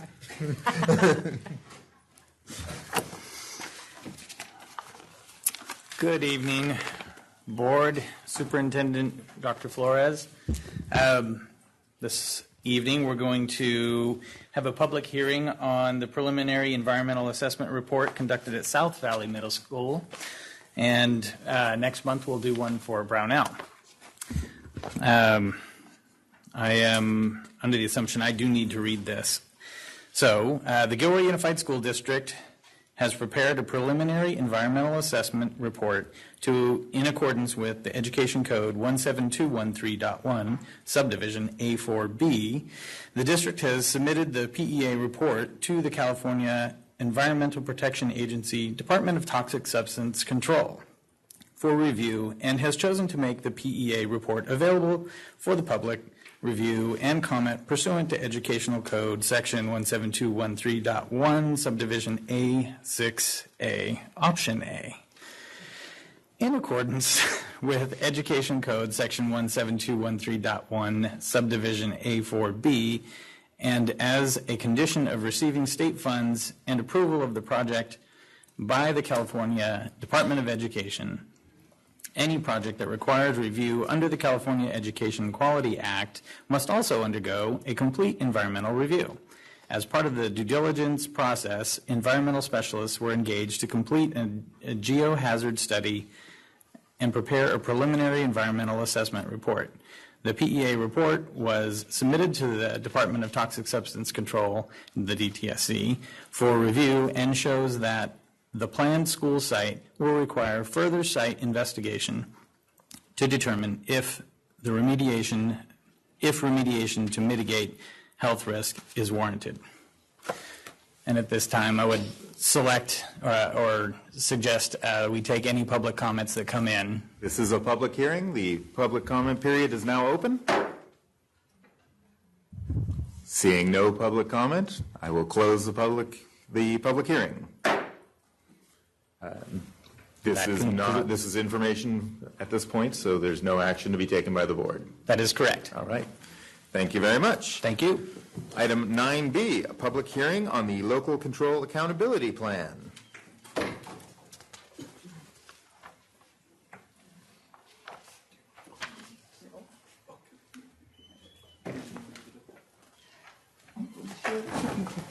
I break things. Good evening, President Pace, trustees, Dr. Flores. We are happy to be here tonight to present to you the public hearing on our Local Control Accountability Plan. So in the plan itself, which is, as you know, over 100 pages, there are different sections. So this basically lines out the sections for you. There is the executive summary that gives you highlights and a kind of an overall view of what's happening in the district. Then we are also required to do an annual update. That takes our last year's actions and it tells you how well we accomplished those actions and goals. And you'll see in that there are some that we did very well. There are some that we didn't even get to, and there are some where we got to it, but we still have some growth. And that's really what that section is about, is a reflection time for us to be able to tell the community where we are strong and where we still need to improve. Then there is also a section specifically on stakeholder engagement. And that is where we talk about the process that we use to get input into the plan itself. And then you get the plan itself. Please note that this is a 3-year plan. We are in the last year of the 3-year plan. So that's why in many cases you will see that the actions continue from year 1 through year 3. However, based on input from stakeholders as well as from new needs and requirements from the state, you will see oftentimes some new actions, or you'll see us remove some actions that we might have started earlier on. So you will see some adjustments in that year 3. Next year we start over with a year 1 of a 3-year plan. And then obviously we have this section called Increased Improved Services, and that's really for our supplemental and concentration funds and how we are going to specifically target our populations, which include our foster youth, our EL, and our socioeconomic disadvantaged group. So here we have a sample for you of what is in the executive summary. We really took some screenshots just to show you where you can find it in the plan because it's very lengthy, and we just wanted to really tell you, when you look at it, it's a summary. It's our story of the district. It also provides all the data for you from the California dashboard, and it tells you our greatest progress and still our greatest needs in these areas. We also have the reflection on the actual services provided and budget expenditures. In this section, we are also required to show what we had projected we would spend for certain areas compared to our actuals. What did we really spend? And when there's a discrepancy one way or another, to explain why that discrepancy occurred. So often you'll see the new modified or unchanged actions between the years. So for example, in Action 1.4, we did not implement the first year. We implemented it the second year, and then we are continuing it the third year. So that's why you will see sometimes those blank boxes where we tell you, well, we didn't even start it here. Even though it's a 3-year plan, we do have the flexibility to add and remove actions throughout the years. For our improved services for unduplicated services, what we need to do, as you'll see, is describe the district-wide actions and services principally directed for unduplicated services. This is in addition to what we have in the plan. So we are calling out the specific actions that relate directly to those populations and what we are doing above and beyond our base funding to support these populations. We do that because we receive additional funding from the state specifically for those populations. In our funding for supplemental and concentration, again, that additional funding that we receive from the state, this is a basic breakdown of where that money has gone. So you'll see there's a little over $1.5 million that goes to our Goal 1, which provides high-quality instruction in 21st century learning opportunities. Goal 2, same thing, a little over $1.5 million for equitable support for all learners. School culture and engagement, much less, $591,000. Keep in mind, engagement via the state is attendance. So we do a lot of work around attendance. However, most of that work is covered through our base funding. So we don't add a lot of money through our supplemental and concentration funding. Goal 4, we do add close to $9.5 million, which was a high priority from all of our stakeholders to ensure high-quality teachers, paraeducators, and classified staff. So in fact, we do add supplemental and concentration funds directly to that goal. And goal 5, you're probably wondering, why is this a 0? It's because it's on facilities. We do put a lot of money into facilities, but all of that comes out of our base funding. Okay. Good evening. So this is outlining our stakeholder engagement process. You've probably seen this similar document from past years. The LCAP process is really a year-round process, but it gets very around the fall in November and December. That's when we begin anew. And this engaging in the survey this year, we partnered with GTA, Gilroy Teachers Association, and we worked with West Ed to develop the survey and analyze the results. And actually, GTA was very instrumental in supporting, sharing with staff members the results of the survey and eliciting new input. So you can see again the progression of what we do throughout the year. You as a board have heard our presentations throughout the year. We did present to you the results of the LCAP, of the stakeholder survey, as well as a mid-year review. And now we are presenting the first draft of our 1920 LCAP. Yes, you do. Yeah, and I just described that process. So I did want to say, in addition to the work that we did with the stakeholder survey, there's a lot of different groups we present to, including the superintendent committee, our DLAC, and the principals at every site also engage in that process with their school site council and their ELACs, and we also work with our management team on it. So lots of input. This is another document you have seen in past years. Well, probably it's new for the new board members, but we are required to align our goals. We have 5 goals with GUSD, but we are required to align our goals with the state priorities, and there you see the state priorities in a variety of areas, so you can see how ours line up to that. This is our goal number 1, and this is an area where we kind of put our heart and soul into how supporting effective instruction is a big area. All of our professional development, our teacher and staff support, many actions are around this. We take this goal very seriously because we want to make sure that our students are well prepared for life beyond school. But these are few actions. All we've done throughout this presentation is sort of grab a few highlights from the plan. You have the full plan in front of you. I want to highlight that in the last few years at all levels, but particularly at secondary level, we've really made many attempts to differentiate professional development for our teachers such that their needs are being met from a particular department and grade levels. Likewise in the elementary, looking at grade level specific or choice for our teachers in terms of what they want to select for their professional learning.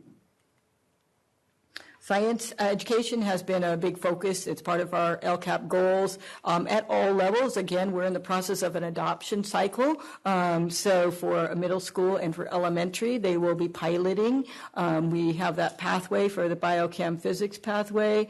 We also have partnerships with the Tech Museum at several of our schools where our teachers get professional development. They implement lessons. We've been really excited to begin to pilot some lessons in classrooms that are more inquiry-based and student-centered. And again, in middle school level, looking at a 3-year plan for NGSS implementation, Next Generation Science Standards. And this is preparing for our students for college and career. One aspect of that is CTE and looking at solidifying that pathway, whether it be within the high school time period for students or an additional 2 years at a community college. And last year we began, I believe the California colleges. So now we're going to expand that. There's a particular curriculum that we're going to be putting in use at the grade levels. Looking at alternative intervention supports for CTE as well, middle school through high school. Another really exciting undertaking that you heard about this year is what's called SLED, which is Students Leading Education. We were amazed by the work that our students did in these projects. Again, this is all about our 21st century learning. How do we engage students in meaningful and relevant ways? And the students in this program worked with the iSchool Initiative staff, but they came up with the problems, and they came up with a way to work on that. They're going to continue to do that next fall with their teacher advisors. It was very, very exciting to watch. So it's a great development for our district. And we are continuing to support staff in how to use technology, again, as part of an enhancement for learning. And goal 2 is about equitable support for all learners.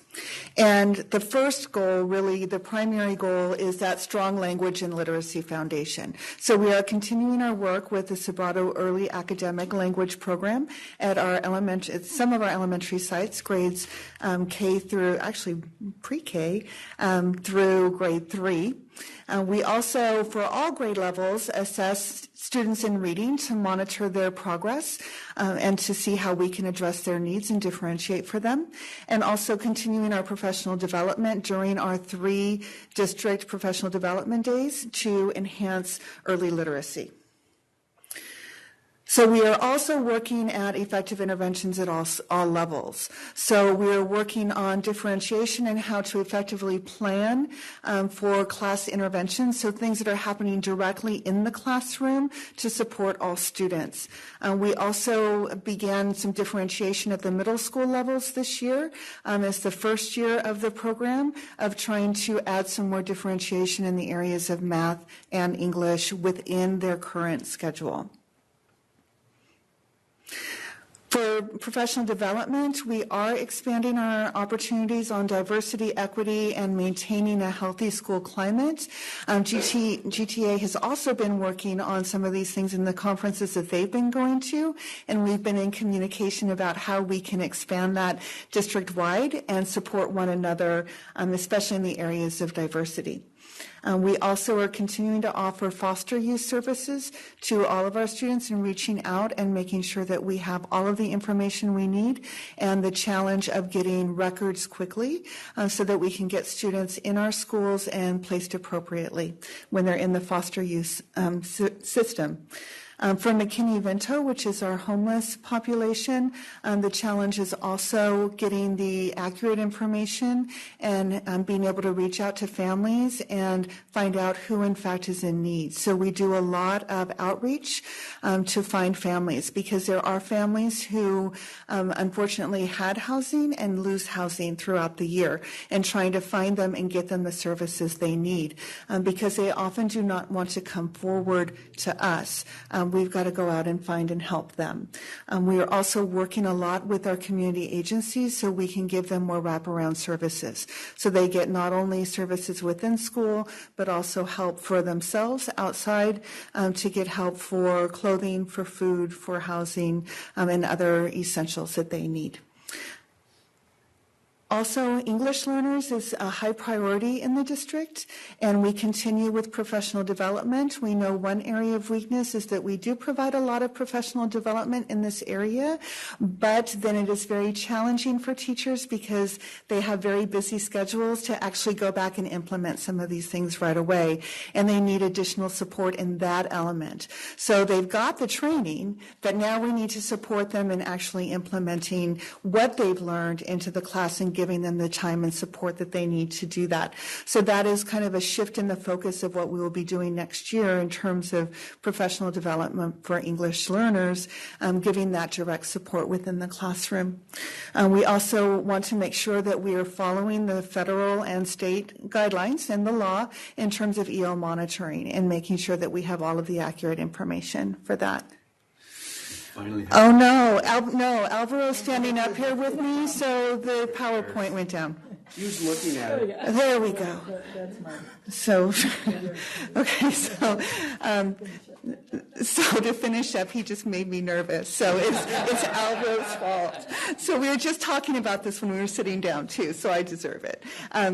So we do want to focus at all grade levels on differentiation, but specifically on those EL strategies and how to engage students in language, and especially the academic language in the classroom. Okay, let's hope that we don't lose it. Yeah. Here's goal 3. We consider the whole aspect of school culture, school climate to be just as important as the academic achievement for our students, because we know that this supports their all-around success as students, right? And it's very connected to how their academics are going to be successful or not successful depending on their circumstances. So having good systems in place to support students wherever they're coming from emotionally or with all of their needs is super important. We have a lot of programs in the district. We have Olveus and PBIS, but we're looking to go back and reestablish what's called the multi-tiered system of support, which is like an umbrella framework under which all of these systems work. So again, we have strong systems. We have staff that's very committed to this work, and we're going to continue to strengthen that. Another area that we've been working on, and we're getting support through Santa Clara County Office of Education, is what's called differentiated assistance. And we are in differentiated assistance through the County Office of Education based on results for some of our subgroups on the California dashboard. So in one of those subgroups is special education students, and one of the areas that we've identified as wanting to focus on is the suspension rate for those special education students. Now we know there's a variety of factors that contribute to this, and we spent 3 days. Dr. Flores was involved in that too, 3 days with County Office of Education and a team of ed services, really looking at some of the causes, thinking about what might be contributors, and then grouping that, categorizing that, and ultimately developing an action plan, which we are going to be implementing. But hence you see this as part of our LCAP, because this is going to be a focus area. And so the training that we provide, again, starting with that whole idea of staff and all of us understanding the circumstances for some of our students, and so that we can begin to approach it perhaps a little differently in terms of the discipline. Not saying we're not going to issue discipline, but thinking about what are the needs of students who may be experiencing some of these difficulties. Again, as Deb explained earlier, the student engagement in terms of within the LCAP is attendance. So that's what that means. We think of engagement in another manner, but this means attendance. So we have clearly spent a lot of time over the last several years thinking about how we can do a better job, and we've worked a lot of efforts on the attendance campaign. It's that balance of supporting parents, right, and families that come to us and have chronic absenteeism. So this is not just occasional, and thinking about how we can hook them up with resources. But at the same time, we're working with the district attorney's office, and we're working on, okay, what are those consequences, or how do we support mediation or whatever steps we need to take to address those issues of chronic absenteeism. And parent involvement, again, this is always an ongoing goal that we have. Sometimes we are successful, and sometimes maybe our attendance is not, at events is not as expected. But we do have, again, this is an area where we have a lot of programs and services for parents. We offer many workshops. Our community agencies are amazing. We can, through Project Cornerstone, through Rebecca, Community Solutions, all of these agencies are just really reaching out to us and are available to provide workshops, assemblies for students and parents. So it's just getting that word out and helping parents access those services that we'll continue to work on. I want to highlight that our Project to Inspire Parent Leadership, it's a small group, but I'm very excited about them, the graduates, who have been able to provide training to ELACs. This is a parent group that has worked hard. They do all the preparation. They go out and they present to their fellow parents. It's been very successful.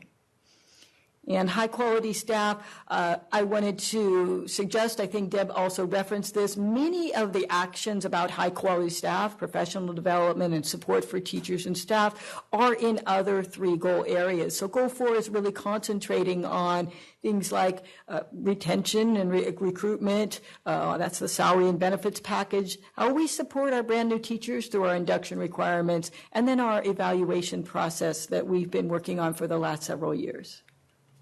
And Mr. Miss is going to do goal 5. Thank you, Kathleen. Goal 5, our goal 5 is aligned with state priority number 1. And as Dr. Padilla mentioned, we had on one of the previous slides a 0 on a dollar amount because I was talking about supplemental and concentration funds. The 3% match of routine restricted maintenance is done by the base general fund and is $3.9 million.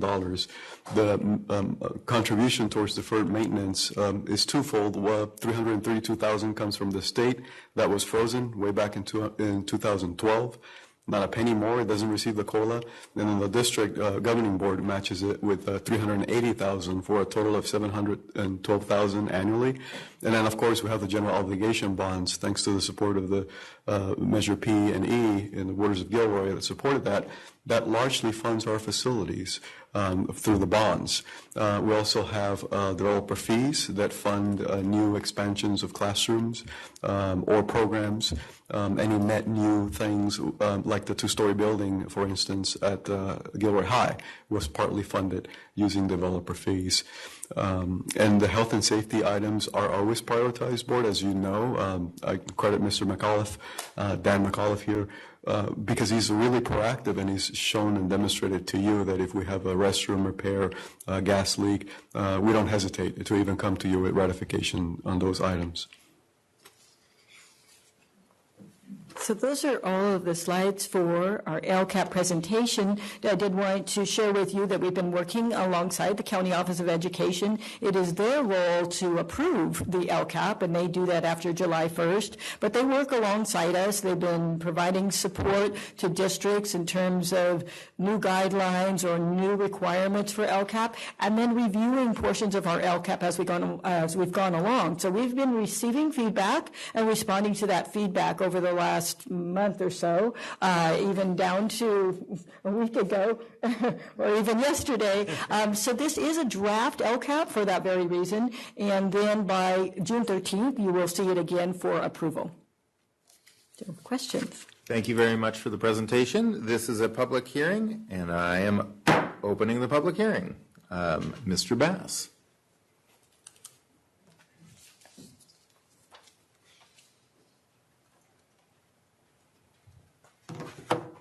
Thanks. I just wanted to add a little insight into what happened as GTA collaborated with the district on changing the way that stakeholder engagement meetings were done. So we had stakeholder engagement meetings at each individual sites run by, they were run jointly by the principals and Gilroy Teachers Association site representatives. So I have the unfortunate privilege of being the site representative at South Valley Middle School. I say unfortunate because really that should be somebody other than the president doing it. But I met, and so I got to run that meeting with our principal. And there was a theme that came. I was nervous because I was thinking, what if nobody cares? Or what if they become cynical and don't want to participate? And boy, was I wrong. Not only did people care, and not only did they want to participate, they had ideas and they had a lot to say. And in the end, we gave a questionnaire, a survey. Pardon me, I don't remember the exact wording on the question. There was one key question. There was a couple of questions, but one key question was on what do you want South Valley Middle School to focus? How might we shift our money or other resources to address this focus? And we had 86 ideas presented, and 31 of those ideas were to reintroduce electives into the middle school. And the reasoning behind it came up, that was the conversation in the staff meeting that day when we did this was almost completely focused on electives. But obviously there was other ideas that came up because it's 31 out of 86 comments. But it was all focused on student engagement, reducing expulsions, reducing suspensions, and keeping kids engaged in school. And once again, this goes back around that as it gets into high school, it ties back into having alternative pathways for graduation and getting beyond that hyper focus on academics to the detriment of our kids. So thank you. Thank you very much. Mr. Oberst?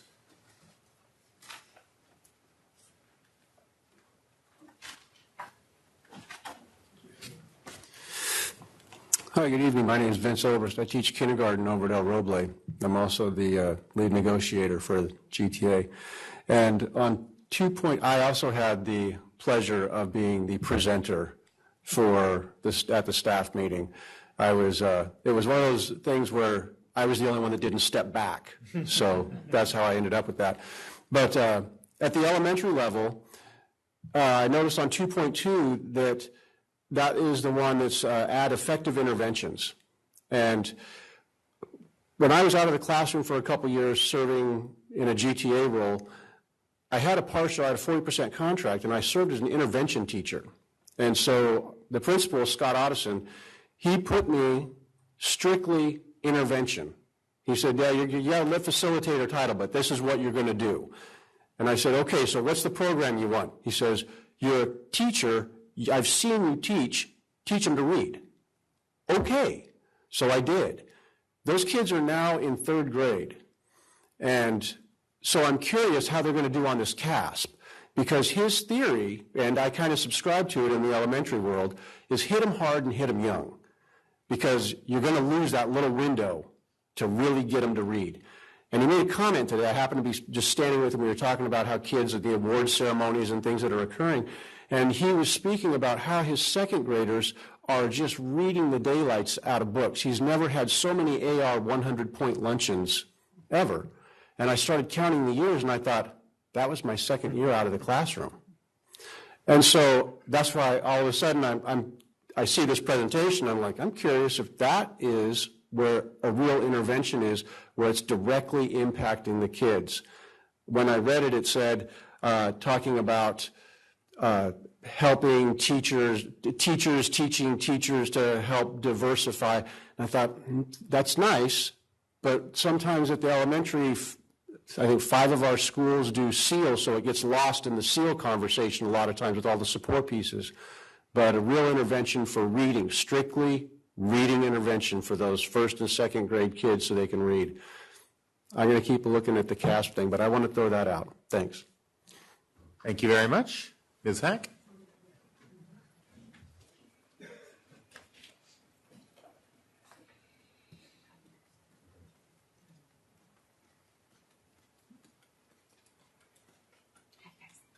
Good evening.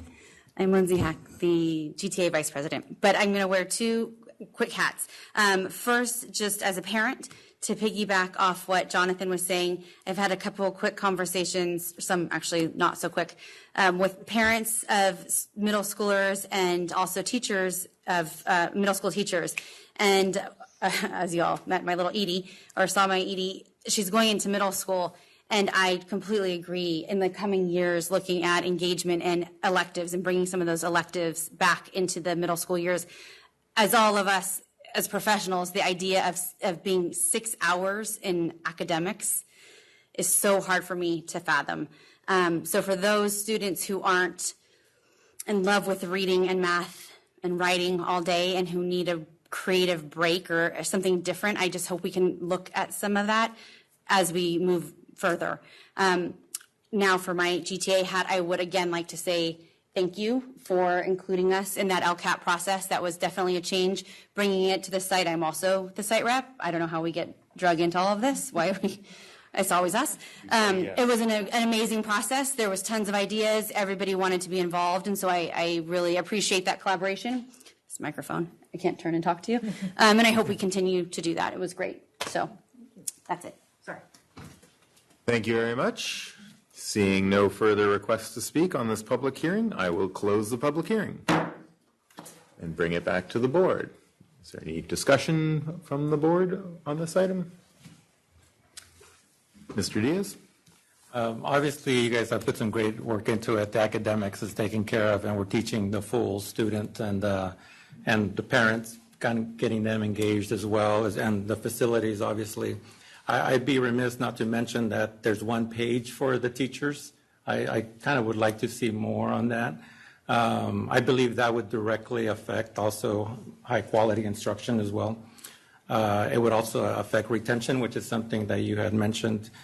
I believe there's a lot of stuff that we can do to teach to affect the full teacher as well, the whole teacher as well, and not just the portion that when they're at the school or at the site or working, but issues that we all deal with that we can help with as well while they're on campus and away from campus as well. And I do want to clarify that the teachers are mentioned throughout goals 1, 2, and 3, and there is a lot of information there around professional development and support and opportunities for our teachers. Goal 4 is specifically for high qualified teachers. What that means by the state guidelines is whether or not they're credentialed.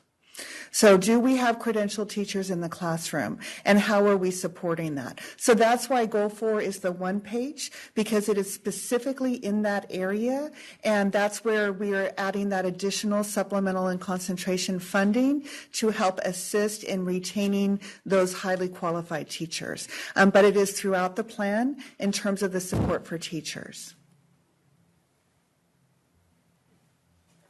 Any further discussion? If not, thank you for this information. This was a valuable report.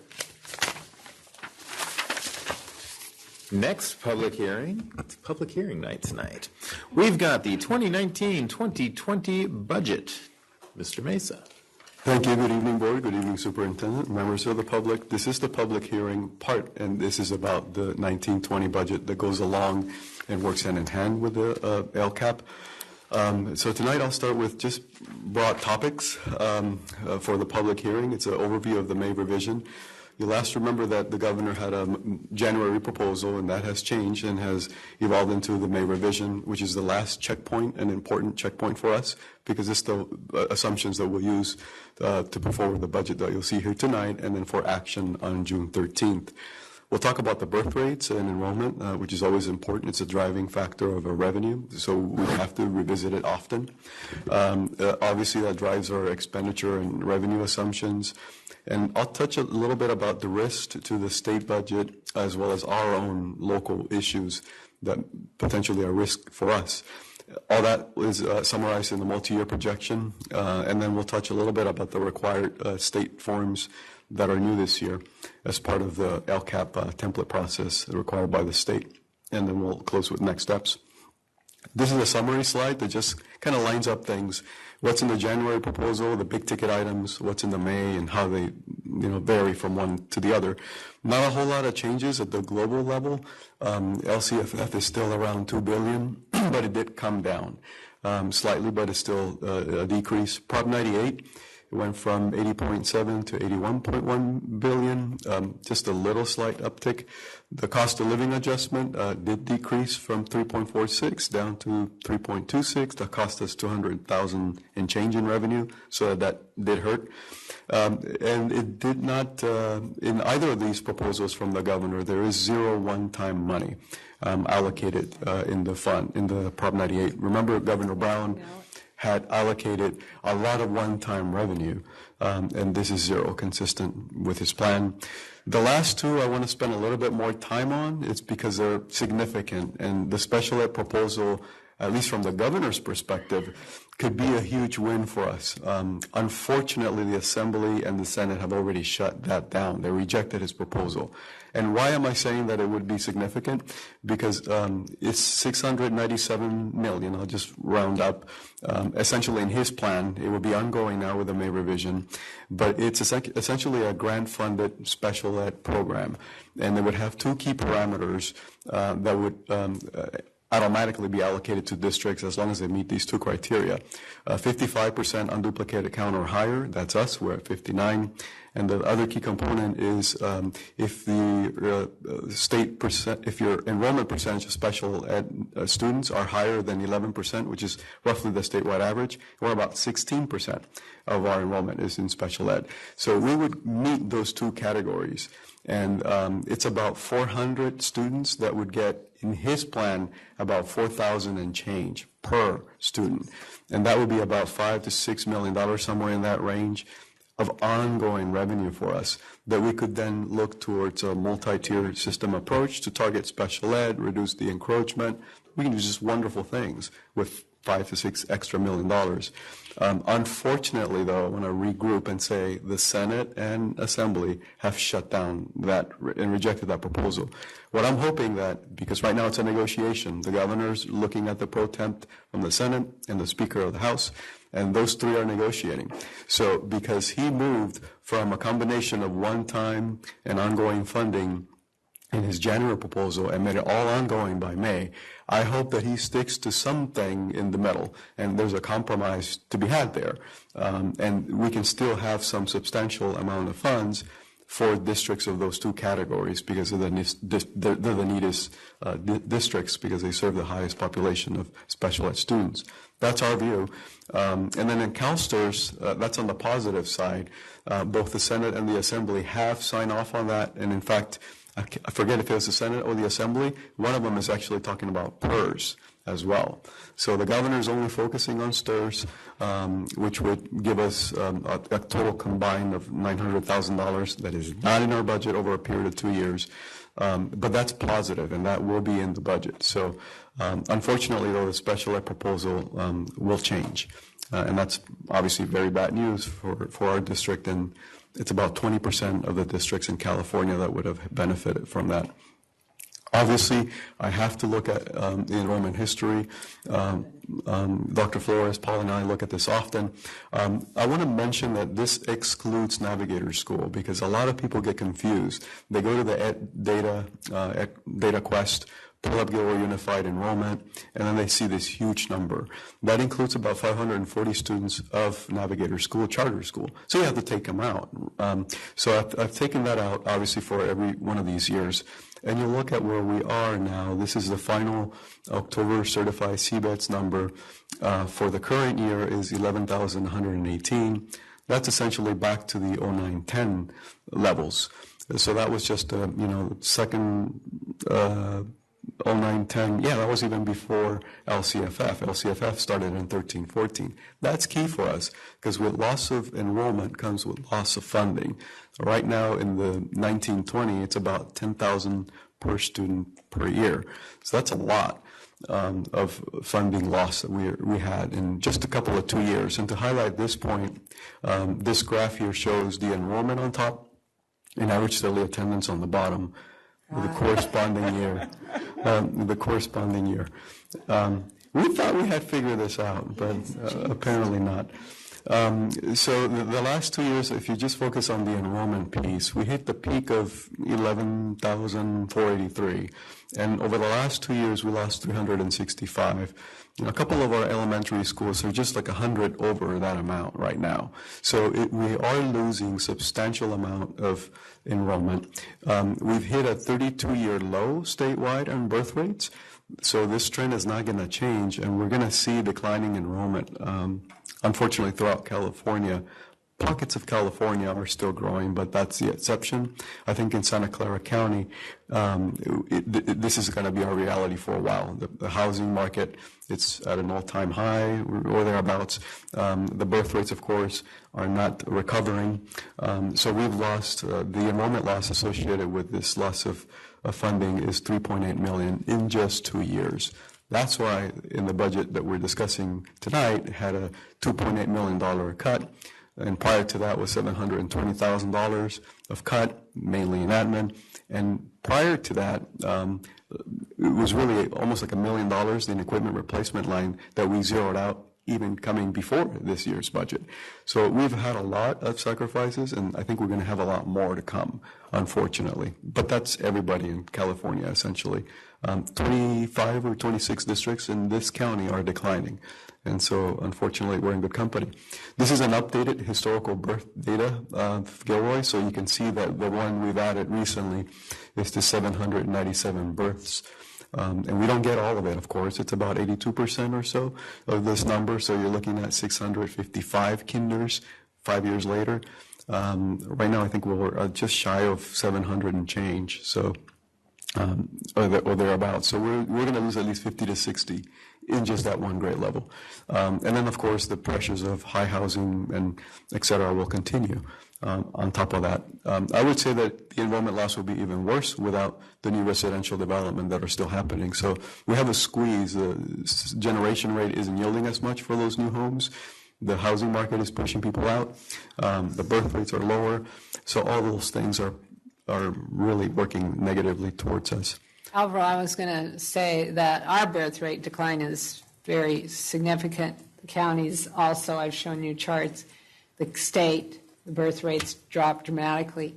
But James Ford has an article about the United States, and we're at a 35-year low. 32-year low, yeah. 35-year low in births in the United States. So this is like a huge phenomenon that's happening all over our country. Mm-hmm. We're feeling it even more so in California, but that's pretty significant.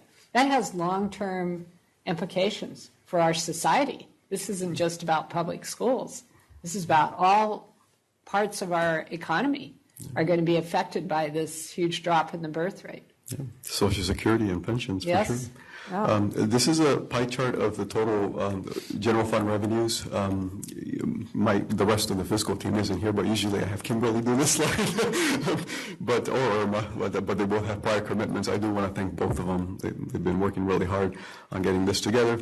As you can see, between the state and property taxes, and this is a majority. That's what we call LCFF funding. We break that up though, so that property taxes are kind of separate from it, but from the purpose of LCFF, the true base funding, it's state aid, Prop 30, property taxes all roll into the base, and then a subset of that is the supplemental and concentration funds, and then we break out federal and state and other local sources. Lottery is about $2 million there in local sources, so it's not much.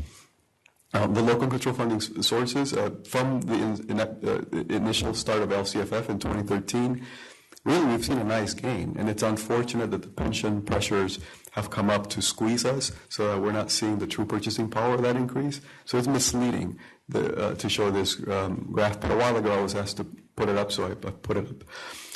Total expenditures are $130 million, so we are deficit spending, and you can see it a little bit clearer when we look at the multi-year projection, what that is and how that is balanced by the third year out, completely balanced. Obviously, when we add these up, the certificated salaries classified and employee salaries, it's not what you're used to seeing. You're used to seeing something like 87%. And I think last time I brought this up, there was a question, and I wanted to clarify it, so I modified the slide a little bit to add a snapshot of what the form looks like, what the source of the data is. So in that thick packet, because it's a public hearing, in the thick packet, there's something called SACS Form 01, and you can see that up in the top right portion of that page. You scroll onto the 1920 budget, so we're talking about these sets of columns, and you look at the 1920 certificated line, classified line, and benefit line in the unrestricted general fund column, because that's the source of salary increases and the source of reserves. So that's where we focus on. And we add those up, and that's the total compensation for all our employees. And then just take a total expenditure ratio, and that's how we get 86.6 and change. So it is rounded up to 87. And a clear way of explaining that to a parent or something like that is 80 cents on every dollar is spent on staff. So do we value staff? Absolutely. Do we need staff to deliver our services? Absolutely. And we're proud of that. I have been struggling to try to explain this concept, and Dr. Flores showed me something that I tried to copy a while ago. So it's essentially this dollar chart that says, look, this is the breakout of a dollar, of the unrestricted dollar, because the state and federal sources have tied, restrictions that we have to abide by, the building fund, Title I, et cetera. Those I have to spend based on their regulations. But the unrestricted general fund, the one that we have complete discretion on, the reserves, the salary increases, et cetera, this is how we spend it. So it's 87 cents on every dollar. And of course, that portion is going to continue to grow just on the natural with pension increases rising. And step and column, et cetera. So we're going to be feeling that squeeze because that 13% of everything else has to pay for ongoing things. I mean, the gas isn't going to get any cheaper. So that's why we have looking towards other ways of lowering utility bills, et cetera. This is important to note that the little bubbles are correct with the numbers and the total is correct, but the 1.2 million is actually the cost increase associated to STRS. And the 537,000 is the cost increase associated with PERS. So it's just where the little bubbles landed that got flipped there. And this is an important point. Despite the $2.8 million worth of cuts, despite the sacrifices that came associated with that, we still had a net increase in cost still because of these pension increases. They're just substantial. It's 1.7 million. And you'll get to see how that relates to the new revenue that we're anticipating in the out years. It almost absorbs it in some years. It just takes over. The good news here is that piece that will the state enacted budget offer relief? And I think all signs point to yes on that. A lot of it will be one time, but there's a little bit component that'll be ongoing. So, and I think the pressure will continue to build on the legislature, and I think this is just a start, I hope, because it's not sustainable. This is just a schedule, essentially, if you will. Just note that it will change as soon as hopefully, as the enacted budget change. And there's a correction there on the stated PERS rate because they have changed it. And unfortunately, they went up. So even if this one bill meets and is enacted into law, then I'll recalibrate that and obviously run our multi-year projection. But expect those rates to change, hopefully. Back to another factor that impacts our ability to really realize all those increases in LCFF that I shared with you before is the woefully underfunding of special ed. And I say that again, woefully underfunded of special ed. Special ed is supposed to pay, the federal is supposed to pay 40% of the total cost of special ed. They're right now between 9 and 10%. 9 and 10%. And they're supposed to pay 40% of that. And at best we get 10%. So that's what we're dealing with in terms of the total expenditure sources. So you see that climbing up from 23.5 million to 24.2. Again, woefully underfunded. So obviously when you underfund a program where the federal is supposed to pay 40% and they're giving us 9, 10 at best, our share has to increase. And so where you see the LCFF funding increase over years, that looks great and fantastic, but that's not the complete picture. Let's look at the complete picture. Expenditures, of course, are a big part of that.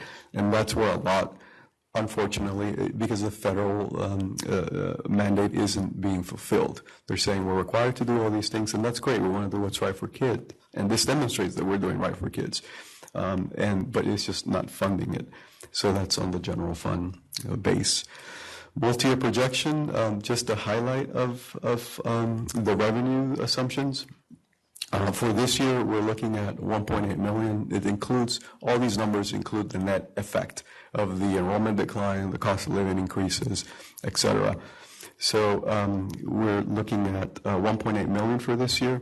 The following year is 1.5 million. If you recall, the increases in the PERS and pension plans were 1.7. So we're already upside down. If I get all the money that I've been projecting, if everything lines up correctly, we're going to be deficit spending no matter what. Because that doesn't even include step and column. It doesn't include all the other cost factors, all the escalations that we know already for certain are going to happen. So that's why you'll see the multi-year projection deficit spending a little bit. The contributions are increasing by that amount. the contributions to STIRS, of course, hopefully they'll change, give us a little bit of one-time relief, and maybe a little trickle down on the ongoing piece. The routine restricted maintenance match, it's remain at 3%. That's important because even though it's almost $4 million, it allows us to, at one point or another, say, hey, here's a state match for our bond funds, and then we get to have something like the Rucker project where we got well over $700,000 as a state match for that project. And the building at Gilroy High, we put forward for a state match for that. Now, is funding available? No, not yet. But one point or another, even if it takes 5 years from now, we will be getting something for it. And so that's an important $4 million really investment, and it's something that, quite frankly, you see us need. And otherwise, we wouldn't be able to react to those emergencies, as well as to fund our employees. And this has been implemented with a budget, so this is already board action on February 14th, and thank you for that. I know budget reductions are not fun for anybody, but it's truly necessary for the entire organization to remain to have fiscal stability on that. And so this is the summary version of the multi-year projection. I squeezed in 4 years, so I'm not able to show you the full detail, but it is in your packet, and it's usually a big page, I think 11 by 16 or so. It has the full detail. So the bottom line and the big takeaway from this is the next subsequent years, similar to going into this year, will require budget cuts. And so at this stage, they're targeted to be $1 million in the subsequent years. That's from what we know now. If enrollment declines further, obviously that number gets worse. If we're surprised with additional students, it'll be hopefully less. Yesterday I was with a group of folks at Alexander Station. That's why I didn't make the graduation. And I was surprised to see that second half of Alexander Station had about 35 or so kids that showed interest, their parents showed interest in coming to us. And all of them were net new. These weren't moving around within Gilroy. They were net new kids. Because I asked that specific question, can you please raise your hand if you're already with GUSD? And only 2 raised their hand. So there's an opportunity there. Obviously, they'll trickle down and backfill all those other units as they're coming from. They're probably not from Gilroy, but I'm assuming that's long-term coming, and they were all young kids. All of them, except for 2, were elementary age kids. So the bottom line is we will require budget cuts for the next subsequent years. Expect that to just be a placeholder for now, that $1 million.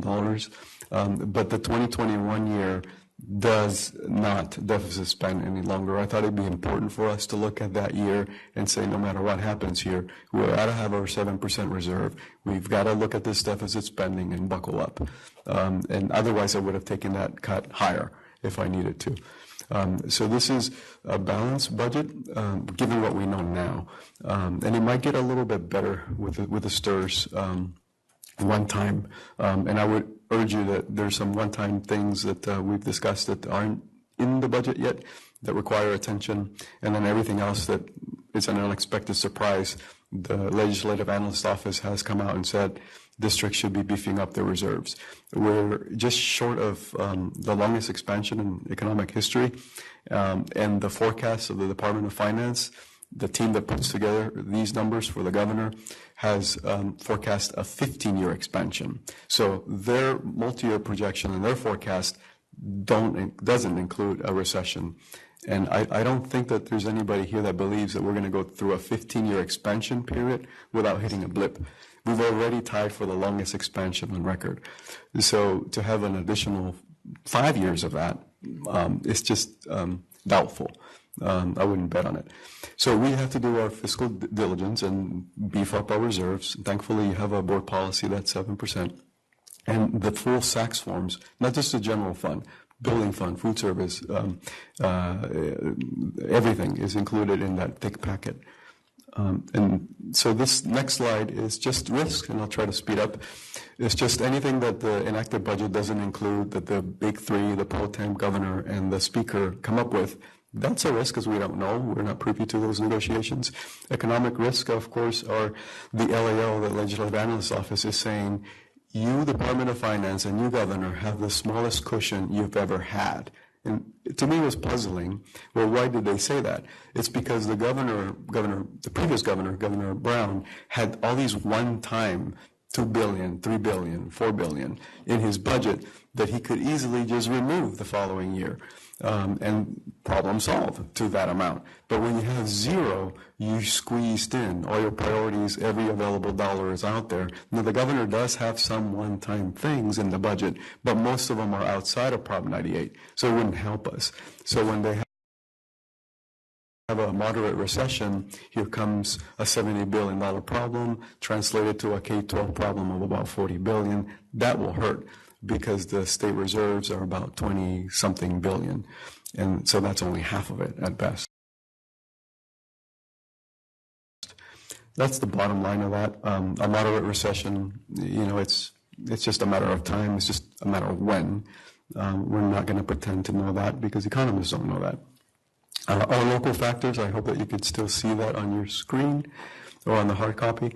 Our local factors are, of course, enrollment declines. If that is projected any less than what we've had, of course, we have to reevaluate that. Our average daily attendance, all those are local factors. We've talked at length about the birth rate. That's a country phenomenon, not even a state phenomenon, as our superintendent mentioned. And those things are long-term, and they have, exponential consequences for us. And so now I'm getting to this, I think it's this slide that was next. Yes. And now I'm getting to this page where this is a new requirement by the California Department of Education. It is embedded into our LCAP, and it's also part of my responsibility to share with the public. It's called the Overview for Parents. So it's supposed to highlight, like we don't do pie charts, we do more than that, but it's supposed to put it on the pie chart, and I don't make these up. These are their template. We just input the numbers, and it spits out the graphics.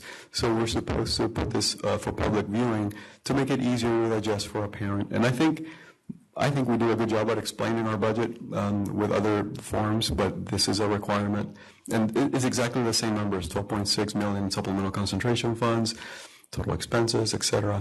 The other one to the right is just a total of the general fund expenditures, 130 million. And if you add up every number that you had on the unrestricted side, or the general fund really side of the LCAP plan, you would come up with 102 million and change. Why is it not 130 to 130? Because we don't spend time talking about our utility bills and how we pay everything, toilet paper, all these kinds of silly things, phone bills, etc. So that's why we don't invest too much time in getting it to match exactly, because we're worried about the big picture.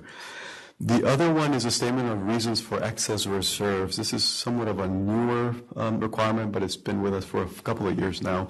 And it's essentially explaining to the board and the public why we need higher reserves in the base year of a multi-year projection. It's precisely because all these factors that we've been speaking about tonight squeeze the multi-year so that my new revenue next year, the COLA, isn't paying for all these cost increases, not even just one factor, which is pensions.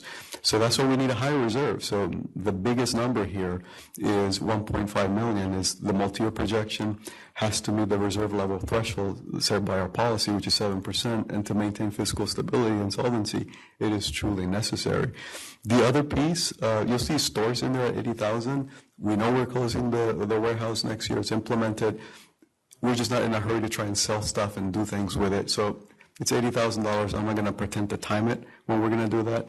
It's there because it's been there. But, of course, the cut is implemented. But we're required to justify our excess reserves in the name of this law. But it's kind of a silly law because on one hand, the LAO is saying beef up your reserves. And then this EDCO requirement is in here effectively saying we have to justify it.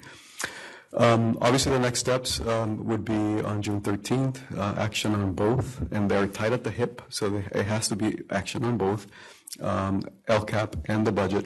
And then, of course, a state bill is expected to be presented to the governor on the 15th of June, but he has some time until June 30th to enact it into law. And then, as it is usual, we'll come back to you, and this time I think we will absolutely come back to you, because my hope is that the STIRS component will be there, and we'll come back to you in August, probably the second meeting in August, to revise our budget and give you an update on that. It is a public hearing. This is a public hearing, so I am opening the public hearing. Seeing nothing from the public, I am closing the public hearing. Any discussion by the board? Mr. Diaz. Thanks, Alvaro. So the 7%, does that amount to about 10 million? Is that? Yeah, it varies because this year you'll see that if we can get the MYP back, it varies because with more carryover, the base year this year, 18-19 has carryover, so obviously it's a total. It says flat calculation on any total expenses, so it varies between 9.9 and 9.6 or whatever that was. You have to flip it, but it's a 7% on the total calculation, total expenses. Okay. Yes. And is that anywhere with good interest earning?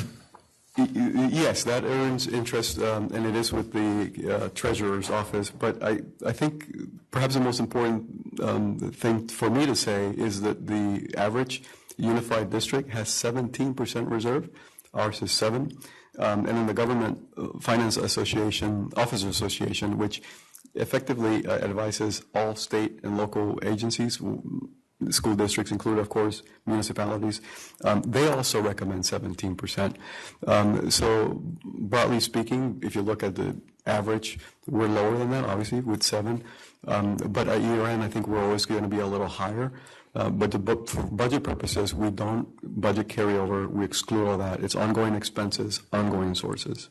I'm just thinking with the 10 million at even 1.25%, you're looking at between $100,000 and $200,000 a year of interest earned.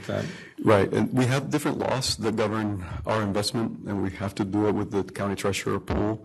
I am now in the treasury oversight. I was in my prior life as well, and they play an active role in trying to, they don't chase yield. They'll tell you that right away. Yeah. I think it's income preservation, and in this environment, I think if anything, hopefully the Fed just stays steady at the rate. There's talk about reductions in the Federal Reserve policy at this point because of the uncertainty of the economy. Ms. Vanek? So I know it's difficult with the budget cuts and a decline in enrollment, but should the board be looking at a higher reserve rate? Trust a CBO will not be a CBO much longer if they don't say yes to that question.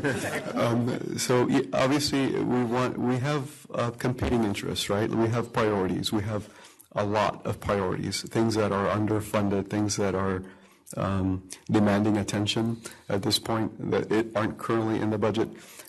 So we just have to navigate in fiscal solvency and take appropriate actions when we can and when we need to. And you've done that, board. You've been phenomenal, and thank you for that. Thank you very much for the presentation. That was very educational.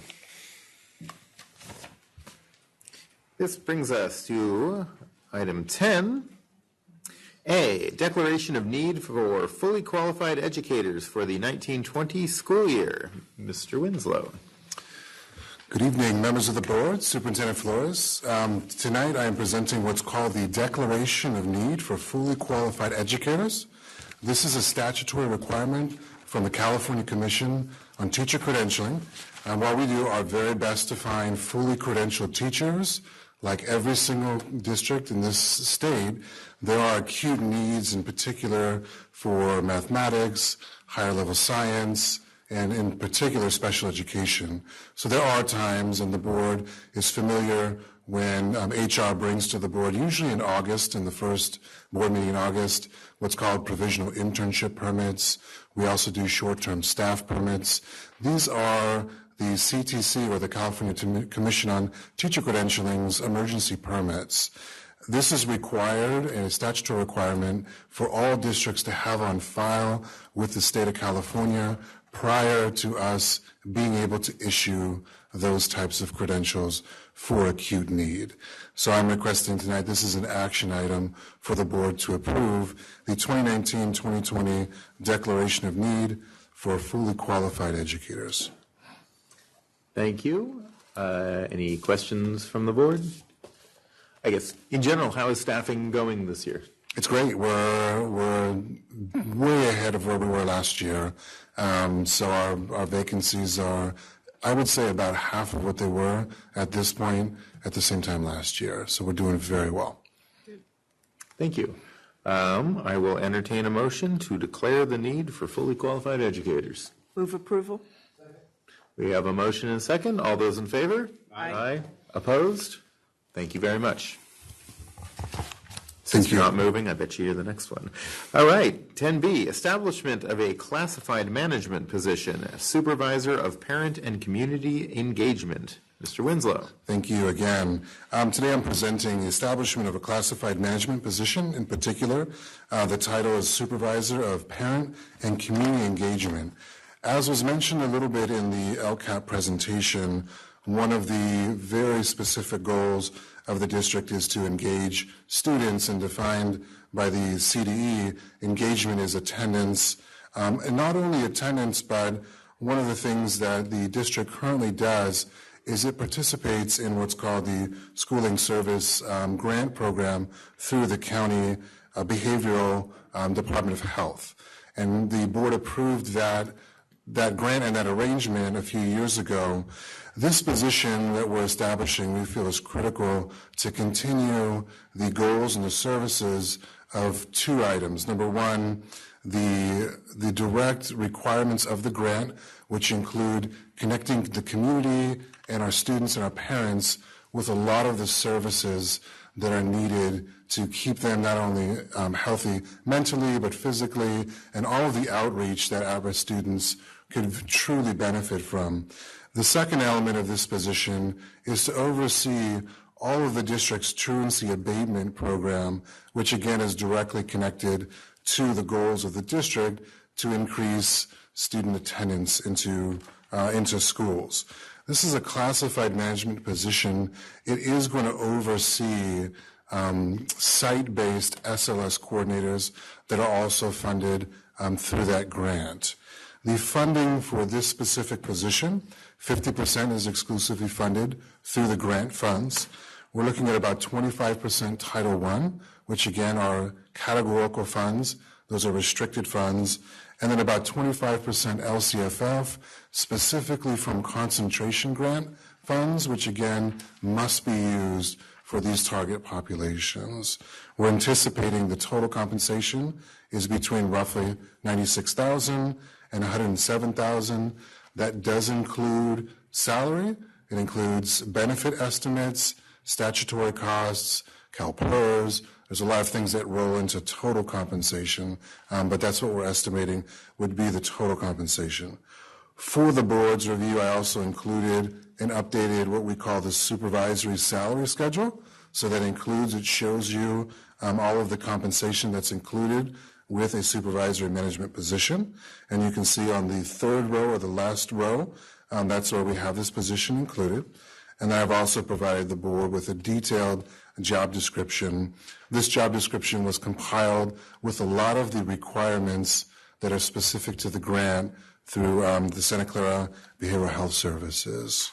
So we're recommending that the board approve this tonight. Thank you very much. Any questions from the board? Mr. Good. So essentially, we've had this position each year funded through grant. We're just changing it into a regular GUSD position, right? Yeah, so there's a couple reasons why we're going this direction, and I know Dr. Flores might make a couple comments as well. The first thing is the way that we're funding and establishing the position currently, it's created an immense amount of turnover. And that turnover is directly impacting the services we can do for children. We're one of the only districts that participates in this grant that doesn't have these employees as actual district employees. So this is not only a recommendation from the grant provider, but it's also highly a recommendation of ours for that turnover rate. The second thing is, with the elimination of Jennifer Del Bono's position, some of those services that she provided that were specific to SARB, which is one of our truancy abatement programs, and really overseeing the attendance component that's required in our LCAP, we've had to kind of piecemeal that to figure out how to make it continue. Those duties now are also rolled into this. So it's kind of the two reasons. Number one, the attrition that's been it's not beneficial to our kids, but also rolling in other duties that we need to have into the position and creating a stable supervisory job. Now, is the addition of responsibilities that are not funded under the grant the reason why it's not 100% grant funded? Absolutely. So the Title I and the LCFF concentration funds, those are covering those other additional duties. Okay. And so do we have are we spending about the same amount of money for one position for the grant, or do we have extra money from the grant that we're not spending on this one position? So I believe the total grant funds is roughly about $100,000, and Dr. Flores can, what was that? The SLS grant is $198,000. So $198,000. And we were funding, I should say the county, behavioral health services, basically was funding, we were paying for one of the three positions, but the rest were funded through the grant. So we want to keep two of those positions. We want to make them classified employees. And this third position, we want to make the classified management, because we're giving that position other duties that weren't done before by the SLS coordinators. Okay, so I just want to clarify, up till now, the district has been paying for one of these three positions? Mm-hmm. Yes. Out of what funds? Out of LCFF, LCFF. Okay. Yeah, so Okay. it's in our LCAP, right? Yeah. So two positions were paid for fully by the grant.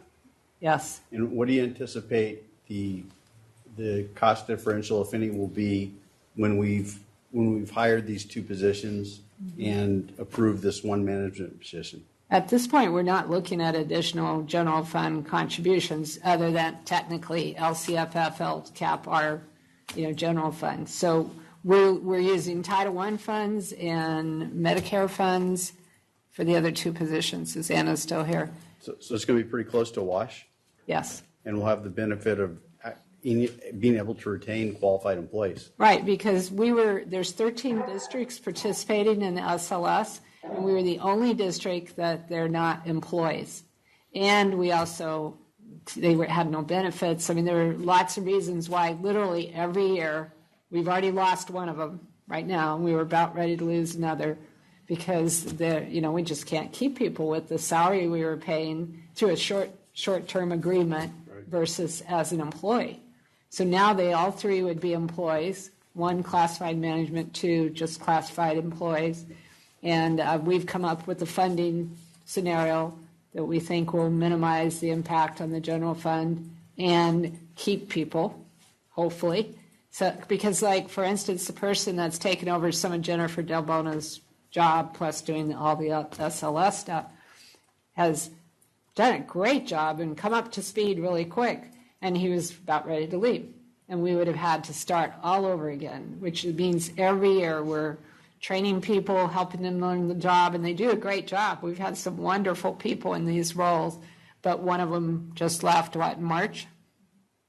And so we have another vacancy. Okay. And we were about ready to have a second vacancy. Well, it sounds like a smart move to me then. Yeah, and this program is really great for families. I mean, they do the food banks, they help people find all kinds of services. There's counseling, there's parent training, and then, of course, we've added the attendance truancy component to the management position. So this is a really vital service for our neediest families. Thank you. Thank you. Any further questions or discussion? Ms. Fyack? Is there any opportunity for us to go back to the county and ask for our higher grant funds? Well, actually, they did. I'm glad you asked that question. I didn't even put that in my description. They were so motivated, they were trying to motivate us. So there was, out of that $198,000, and I don't have the grant budget in front of me, but there was an allocation for family parent engagement, and we never spend all that money. So they initiated a discussion about using half of it to fund these positions to make it possible. So about $50,000 was allocated by the department towards these positions to help make them district positions and add benefits. So yes, they did contribute more money for this idea of making them employees. Then for the next year, can we ask for more? The reason why I ask is I actually had a meeting with Supervisor Wasserman and Supervisor Cortese regarding the SLS programs throughout the county. And he, from his opinion, he was saying that the districts are underutilizing the funds. There's funds out there that districts are not tapping into. That definitely was true for us because they had allocated like half the funding for this parent engagement component. And we get a lot of our parent training and a lot of the activities weren't costing much. So every year they would come to me and say, we can't figure out a way to spend all this money. So the county said, okay, you can take half those funds and allocate it for salaries, which was great. By the way, Wasserman has done so much for us, Supervisor Wasserman. There are programs and services now in place because of his advocacy on the part of South County. He's on our South County Youth Task Force. He's very involved in all the services that we're providing. If there's a way to get additional funds, I'm sure our South County Youth Task Force, I think Linda's on it also. I think it's an additional $250,000 thanks to his advocacy for the South County Youth Task Force. We have programs and services we didn't have before he came on the Board of Supervisors. So there may be additional SLS money, but they did allow that change in the way the funds were budgeted and for what to make this possible. Thank you. Seeing no further discussion, I will entertain a motion to establish a classified management position. Second. We have a motion and a second. All those in favor? Aye. Opposed? So it is established. Thank you. Next up, first reading, High School Advanced Placement Calculus and Advanced Placement English Language Textbooks. Dr. Padilla, we have to read these books? I've actually been going through both of them and learning a lot as I review these books. So, yes, there are two books that we will be reviewing with you tonight, and this is a first reading of these, and then they are on public display, and it will come back to you in June for an action item. So the first ones that we want to talk about, we are going to be talking about calculus and AP English language tonight. So for the first one is our AP Calculus textbook. Our current AP Calculus there we go. Okay. The current AP Calculus textbook is now over 10 years old, and College Board has implemented a new guideline where we cannot offer AP courses if our materials are over 10 years, which makes sense, right? They want updated materials, and they want us to keep up as much as we can. So we do try. Hasn't changed a lot since like Leibniz, so. The way in which it is displayed has changed. So they do want us to update our materials. We are, however, right on that cycle where we are right at the 10-year point before we are updating the materials. So we do have a list from the College Board similar to the state for our K-8 adoptions. College Board gives us materials, and they say you can choose from these materials, and we must choose from their list. So what we do is we review with our teachers what's on the list. They choose what to pilot, and then they come back and reach consensus. So we had a large committee of two for AP Calculus because we currently only have 2 AP Calculus teachers in the district. So they worked together to determine what they wanted to pilot and then also which book they wanted to adopt. GECA does not offer AP Calculus because at that level they are taking the course at the junior college, not on the campus. And we currently do not offer it at Mount Madonna, although I would love to have it someday for our students there. We do work with our department. Ms. Kanani Pratt helped lead this discussion with our calculus teachers. So for our next one, hang on, sorry. Our next one, the Advanced Placement English Language Textbook, we increased our committee to 3. So we do have 3 teachers in the district. Again, Mount Madonna does not teach the course, but we do offer the course at GECA. It is their only 11th grade English course is the AP level, and then we also offer it at the 2 comprehensive high schools. I was the one who ran and facilitated these meetings with them, and it was a very interesting process because, in fact, the 2 textbooks are written by the same publisher, but very different in format. So there was quite a discussion, and it actually took us quite a while to come to consensus on a textbook for AP English language, simply because of the layout of the book and what teachers preferred in terms of order of information, basically. So what they determined was that their students, in fact, liked the book that they are choosing because it is mixed with U.S. history concepts. So our students, especially who are taking both AP U.S. history and AP English, found it very beneficial with this book because they felt like that they were getting kind of double information. And one class was preparing them even more for the other class. And it was that information that kind of swayed the teachers because honestly, the other book was prettier. So it had more colorful pictures and graphs and charts and things like that. It's a prettier book. But even with that, the students preferred the format of the other. Even the students that were not in AP US history said that they preferred this format because they felt like it helped them in their regular US history course. Question, remind me, AP Lang is 11th grade now? Technically, an AP course can be taught either 11th or 12th grade. Our system is, yes, we have AP English Language at 11th grade, which then leads into AP English Literature the 12th grade year. I have taught both, and as the teacher of both, it is beneficial to have the language skills prior to going into the literature, because there is a lot of that language skills that you need to be successful in the literature course. So that's why we tend to teach it in that order with the 11th and 12th. Thank you. All of the AP books follow the AP guidelines, so we must use the same rubric, and all teachers must use the same rubric while piloting and come back with the information. For the fiscal impact, the AP Calculus textbook adoption is approximately $16,500. Again, we do not have a lot of courses in that.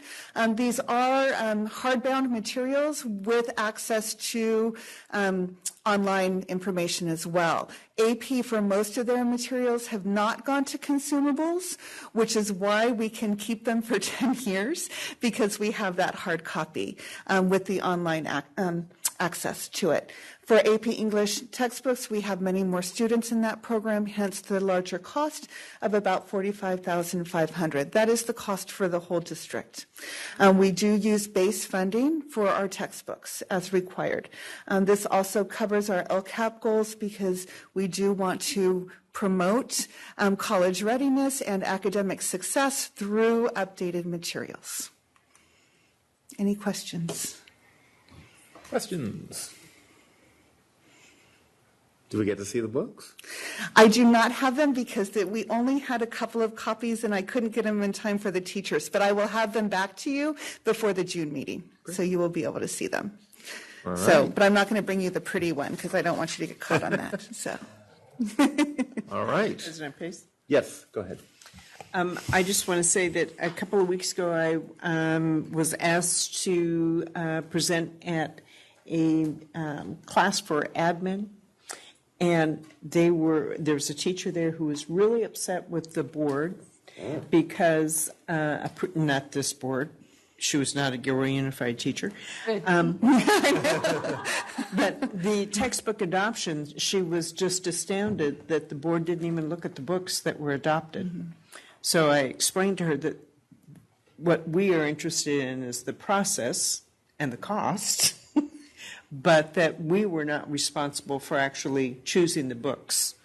And that was a surprise to her.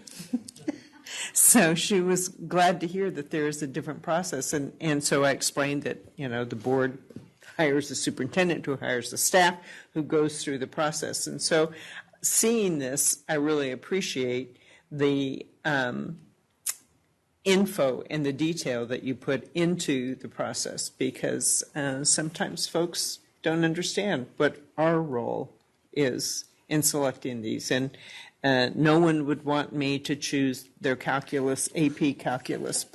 Just saying. I assumed we had to work the exercises before we could.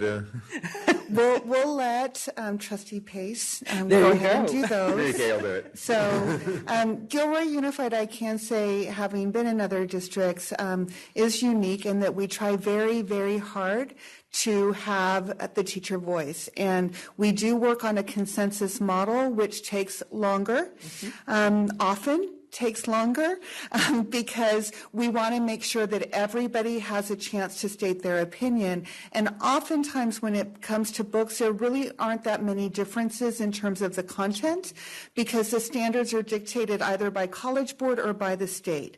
So the material really isn't that different. It is the style and the presentation. So it takes a long time, but we work really hard to reach that consensus so that everybody has input. That's why I'm saying it took a little bit longer for the English language than it did for the calculus. And no, they wouldn't want me picking their calculus book either. It's fine. So I heard that you also included student voice. So yes. how were the students selected? I really appreciate that as well, because, you know, that's kind of what we want to do, is have student voice in their education. So how did you choose the students? I'm just curious. So part of the process for any piloting is they actually are teaching units from the books that we are piloting within their current classes. And part of the rubrics is getting that student feedback. And we do that in a variety of ways, depending on the pilot that we're using. In this case, they asked the students, they did a quick Google form for the students to give their input on the books, as well as to give written statements about which books they preferred and why. But we use that process for all of our textbook adoptions, so we get feedback from those students directly. And like I said, in this case, they are the ones that swayed the opinion for the book. Mr. Diaz. So it's been a while since I was in high school, but Just yesterday. are digital versions options? Are those options that can be negotiated or come with it or come part of as, or are there additional costs? Or So for this particular book, actually for both of these, it is a hard copy of the book, but yes, there is the digital access that they have, and there's actually a whole list of resources that they can access online. So now often as you're seeing, what's happening is some companies are going all digital. College Board doesn't do that yet. Also, some have what we call consumables. We're seeing a lot of that for our general adoptions. Again, College Board isn't there yet with that either, because they have a 10-year cycle, which is a little bit different and a little bit longer than our state cycle for adoption. But all now pretty much have resources online, and normally that is a digital textbook, so they can access it online, and then a plethora of resources. Okay. And that is part of that cost that you see. Seeing nothing else, I guess consider it firstly read. Okay, thank you. Thank you. Thank you very much. Item 10D, renewal of contract agreement between GUSD and Circle Up Education for Professional Development. Ms. Bierman. Good evening.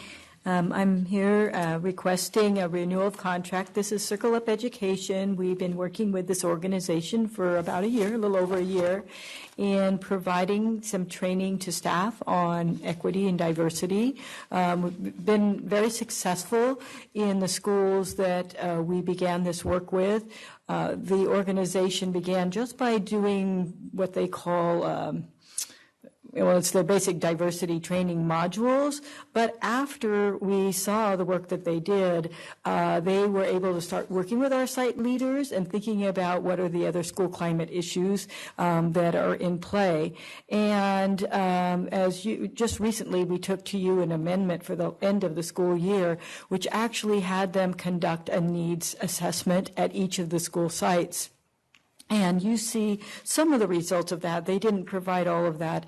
We will have that data, but they did from that kind of a customized plan for each of the school sites, which is included in your packet.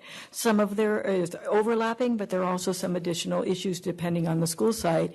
And they were able to really call out to the school leaders, here are some things that based on the input from staff members, and this is not just teachers, it's all staff members, here are the things that are surfacing that we want to begin to address. And from that, there is this plan for each of the school sites. We have expanded with adding a couple of schools for next year. One of them is Christopher High, and the other school site is going to be Las Animas. So it's a pretty complete package. It's going to be ongoing support. What I really appreciate about this group is they're kind of in with us in this work. You know, they're working together with us work. They're very committed to that. They want to provide the coaching and support to the leadership, to the staff. And how do we help staff members create safe environments for students? So sometimes things come up in a school environment where there is perhaps a conflict between the beliefs or of the staff member, and how do they work with that when they're being accepting of the students that are in their care. So these are complex and difficult issues, and they're helping us navigate through that. But I think Dr. Flores got a chance to see some of the training initially. It was very well received by staff. They were quite enthusiastic about it, and then we've continued our work with them. Thank you. Any discussion? All right. Well, this is an action item, so I will entertain a motion to renew the contract. Second. We have a motion and a second. All those in favor? Aye. Aye. Opposed? Thank you very much. Thank you. All right, 10E, reporting of the cost of issuance of general obligation bonds series 2019. Mr. Meza. Good evening again. If you recall, the board authorized us to, via resolution, to issue $44.2 million in general obligation bonds. That sale was successfully closed on Tuesday, May 14th, and as part of the Ed Code 15146 requires us to publicly disclose the costs associated with the actual transaction. So the briefing does say that we were under budget by $53,666. The total cost of issuance were originally estimated to be $468,591, but there were actually $414,925. So there's a good savings there. A breakout of the other cost category is below. The largest category, $11,000, and the other is tied to what's called the IPREO, and that's not an acronym. I guess they use an online bidding platform, the underwriters do, to essentially execute the sale of the bonds, and they're done what's called QSIP by series. So it's a lot of technical stuff that's done on this platform, and that is a large cost of the $11,000. That was $4,255 off of that $11,000, and $6,000 went to the Underwriters Council, and this whole QSIP tag and identification was only $745. So the detail of the cost of issuance is all included in your packet. It's just for information. Thank you very much. Trustee Good? So regarding the expenses, what is or who is municipal advisor in disbursements, and what's their function in this? So that's the essentially the board that governs all the municipal or publicly issued debt. So we call it munis. I guess there's a long acronym for it. It's MSRP. I'm blanking out on their website, but they're essentially everything funnels through them. They're the ones that keep all the records of any public debt issuance. So if you go to Google Gilroy Unified General Obligation Bonds and just type in CUSIP, you'll get that link. Is it a government agency? I don't know that. And I can follow up with you and provide you exactly who they are and the link to that website that I'm thinking in my head. But yeah, that's a substantial cost. It was estimated originally $100,000, and the actual cost for that is $97,500. So it is a substantial player in this part. So I would assume that it is tied to a government agency, but I don't want to be wrong. So I'll follow up with you on that. And this is just a curiosity. I'm underwriter's discount. That's the underwriter's fee, but why is it called a discount? I would expect a credit. I asked that in like Econ 101 or something, and it is a fee. It is misleading. It's not a discount. It is a fee. Yeah, it should just be called a fee, but forever in finance, it's called a discount. Okay, thank you. Yes. Trustee Diaz. Thank you for presenting this information. So it seems like the cost of issuance in this case is about 9 to 10%, somewhere roughly. Yes, less than 1% of the total. Okay, 1% of 44. Oh yeah, it was 44 million. Is that the general cost of that? It's actually pretty good. A while ago, we did an RFP for financial advisors, underwriters, and this was in the time when the county office, before my arrival, and the district went through a whole process of competitive bidding that piece. And as part of that, we secured the lower rates of issuance. Okay. And our underwriters, even though they're Raymond James now, used to be a different firm, and they've held that lower fee fixed.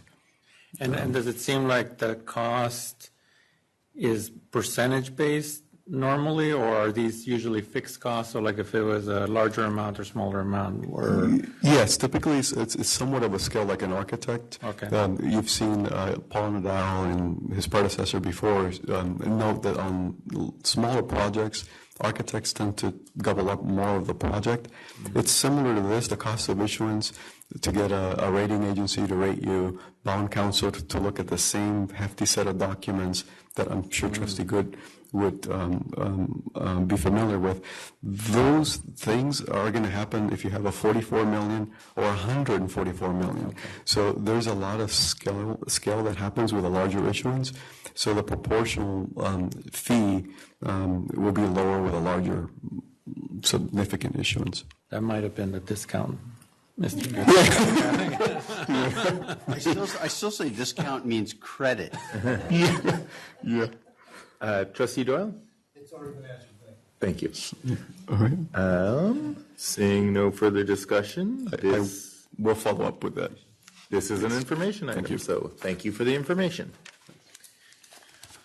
All right. This brings us to item 11.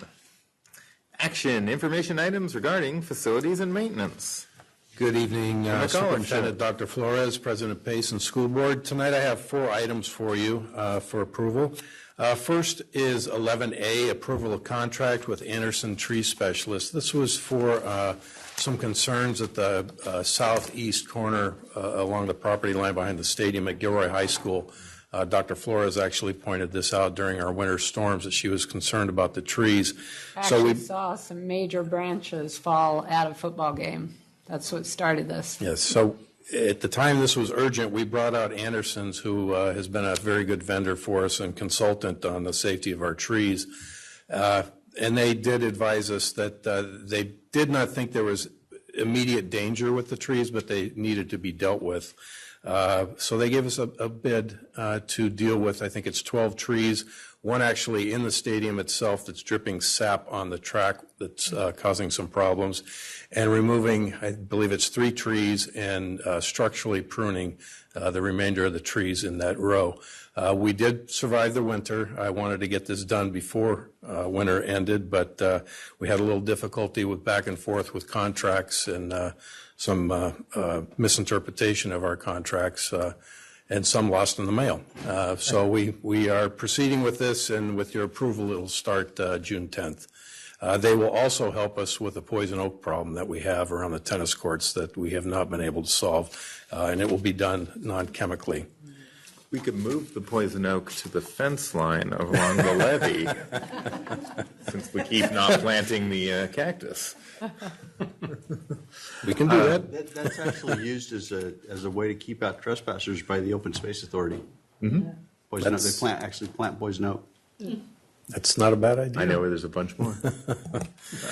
Second item is 11B, actually, and this is... I'm sorry, before we move on from that, Are we following the Bass rule? That is, for each tree that is removed, are we planting at Yes, least we will one relocate, tree? probably not along that line and not in kind. We will not plant swamp pines again, but there's some areas that we have taken out trees around the stadium area that we could replace with some appropriate trees. So the three that, I think it's three that are planned, we try to put 2 for every tree we take out. So thank you for bringing that up. We will do that. Heather wouldn't let me live it down if we didn't. Yeah, second item is 11B, and I've brought this information to you before we had the final cost. This is the ratification of cost of services at Gilroy High for the underground gas leaks. There was one main gas leak that they were brought out for a very urgent service call. They responded the next day after we brought them out, MBS.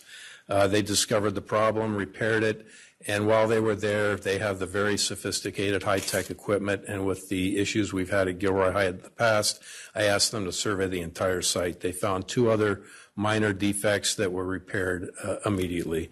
So the total cost of the cost of services for those repairs was $24,063. And by the way, all my items are funded out of routine restricted maintenance tonight.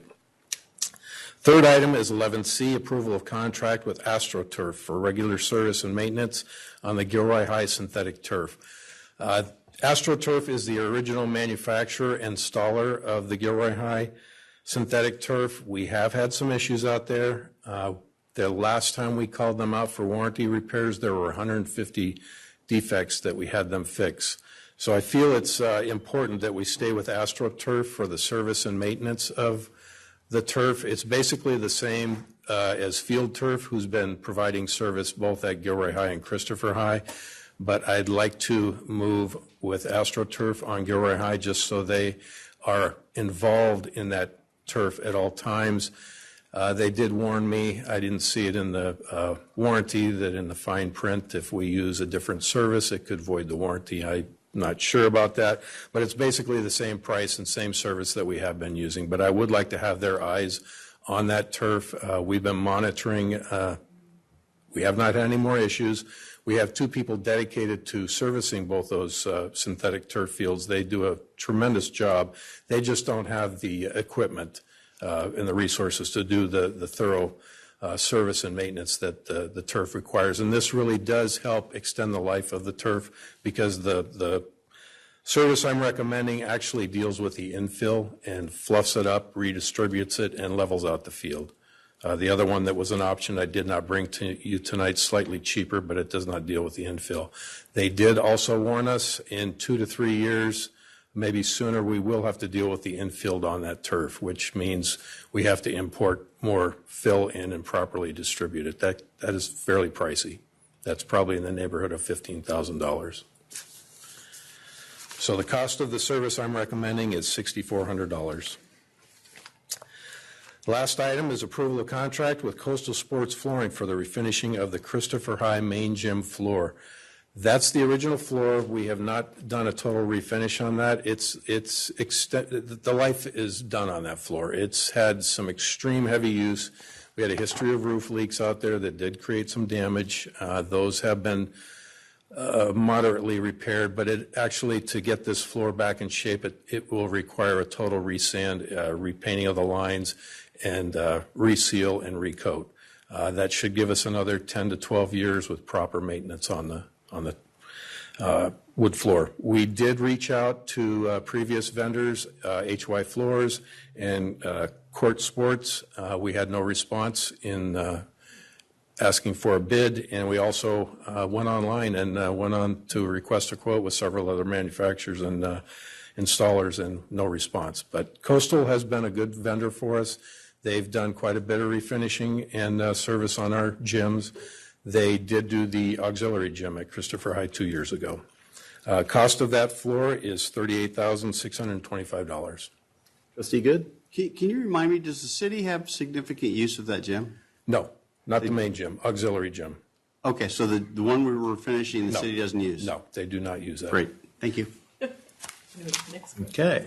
That concludes your... That concludes my portion. All right. Well, if there's no further discussion, I will entertain a motion for items 11A through D. Oh, I'm sorry, Trustee Diaz. All right. Thanks for the report. One of the things with the field, I was surprised that they came out of Fresno, but it seems like that's. Yeah, I think field turf comes out of Madera, actually. Okay. Yeah, that is. But they also have, they come out of, but they also have local people that service it. Okay. And they are under the umbrella of AstroTurf. And since we did bring up issues with the AstroTurf, when I first received the field turned over to us, we did find defects, and I had a hard time finding the right person to contact to push the right button to get service. I have the right person now. Okay. And we've had very good follow-up and response. Oh, and I did see in the price quote that says $46.50 per field, and then plus any other permanent inlaid lines. Or do we expect any inlaid lines? I don't. That's already been repaired under warranty. Okay. And that one in particular, like I was hoping maybe for future use, we can get a little bit more breakdown in price. I see it's like $46.50 per field, but then all the line items right above. You'd like to see them itemized? Inspection, yeah, maybe more of an itemized. I'll ask for that. Especially like equipment or labor and bill of goods. Okay. And then for the wood floors, that one, what I didn't see was a timeline, like well, how long it would take? We are asking the site to give us 3 weeks. That's what we need to properly do the floor. It's actually 2 weeks of work and finish, and then we need to keep everyone off for a week to have the floor properly cure. It's been kind of historic that we seal off the doors and people get in and breach the security and get in there and use the floors. And that just doesn't work well. The floors don't last when you get on them before they're cured out. So I'm actually working with the AD at Christopher High. We've gotten a 2-week window. We're trying to get 1 more week. I've gotten to the point where if they don't give us a time frame, it either gets done during that time frame or we'll have to wait for a holiday break. It's very hard. It's such an active gym. Yeah. It's going probably 18 hours a day. Does it look like it would be over the summer or something? Yes, it's tentatively penciled in for July 15th start. Okay. That'd be great. Okay, thank you. All right, we have a motion by Trustee Good. I'm looking for a second. That's it. And all those in favor? Aye. Opposed? Thank you, Dan. Thank you. Now, we've got some more items. Mr. Nato. Good evening once again. Or morning. No, it's still evening. Let's see. You have no idea, dude. I know. I have been told. Don't jinx us. Let's see. For your perusal this evening, item 11E is an approval of contract with EnviroSirens for the hazmat abatement elements at the Brownell Modernization Project. This is the contractor and the consultant that we use to help us with the testing, monitoring, and abatement of all hazmat materials during our construction project at Brownell. We'll obviously more than likely use them for the South Valley project as well. Specifically, this isn't a soils company, but this is more of the structure. So we're talking about lead, paint, elements within the structures of the building. They're going to help us through the consultant process and the monitoring as we actually demo the existing buildings. Let's see. Item 11F is approval for the contract with American Consulting Engineers Electrical, Inc. It's a beautiful name. So this particular contract is to, let's see, this is for the testing and the verifying in written format for our Glenview fire alarm. This particular project had not been closed out previously, and we're really interested in getting this one closed out. So this contractor will actually come in and verify that the fire alarm that was installed at Glenview Elementary was installed to code at the time it was installed. Write that up for the DSA, and then with that write-up, we will be able to close that project out. And then the last two items. 11H and 11G are the contract for our inspector of record for the Gilroy High Pool project and for the Brownell modernization project. This is to contract with Jerome Zielinski Construction Services for his inspection or inspector of record for those two projects. Which are required by DSA. All right. Trustee Good. So looking at the contract with Brownell, there's some typos in there, which for $500,000, I think they could do a better job. I'm looking at the proposal. It says Brownell New School Pool Project. So I'm pretty sure we're not building a pool there. Not to my knowledge. This is on the proposal. I didn't do that. Nothing to do with that. And yeah, Linda. And then in the first paragraph, it says 00 equals weeks. So I'm not sure what that means. Do you know? I do not. So this needs to be tightened up a little bit so that it's like clear and legible and we know what we're getting for $500,000. I mean, I know we've had them and used them for years and years, but still. That makes sense. And then on our Exhibit B, I assume it's a typo. It says the following rates of pay shall apply in the performance of services under this agreement. See attached proposal dated May 8th, 2019, and then it says or, and then it's blank. So I imagine we need a period and to delete or, unless there is an or. I don't believe there is. Okay. So I like to, unless we're going to hold something up, I'd like to see this corrected and come back to us. Any negative outcome of bringing it back to the next meeting? No, it will not. Specific item is that? Okay. G and H, right? H. So G is okay? G, I didn't see any big deal with G. So H. They did a cut and paste, but for, $500,000, spend a minute. Yeah. Well, for $500,000, if they're going to give us a pool, I say let's just go.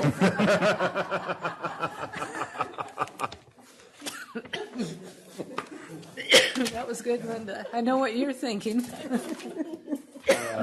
Rather than hold it, can we, I guess we can't change their document. No. You can bring them back.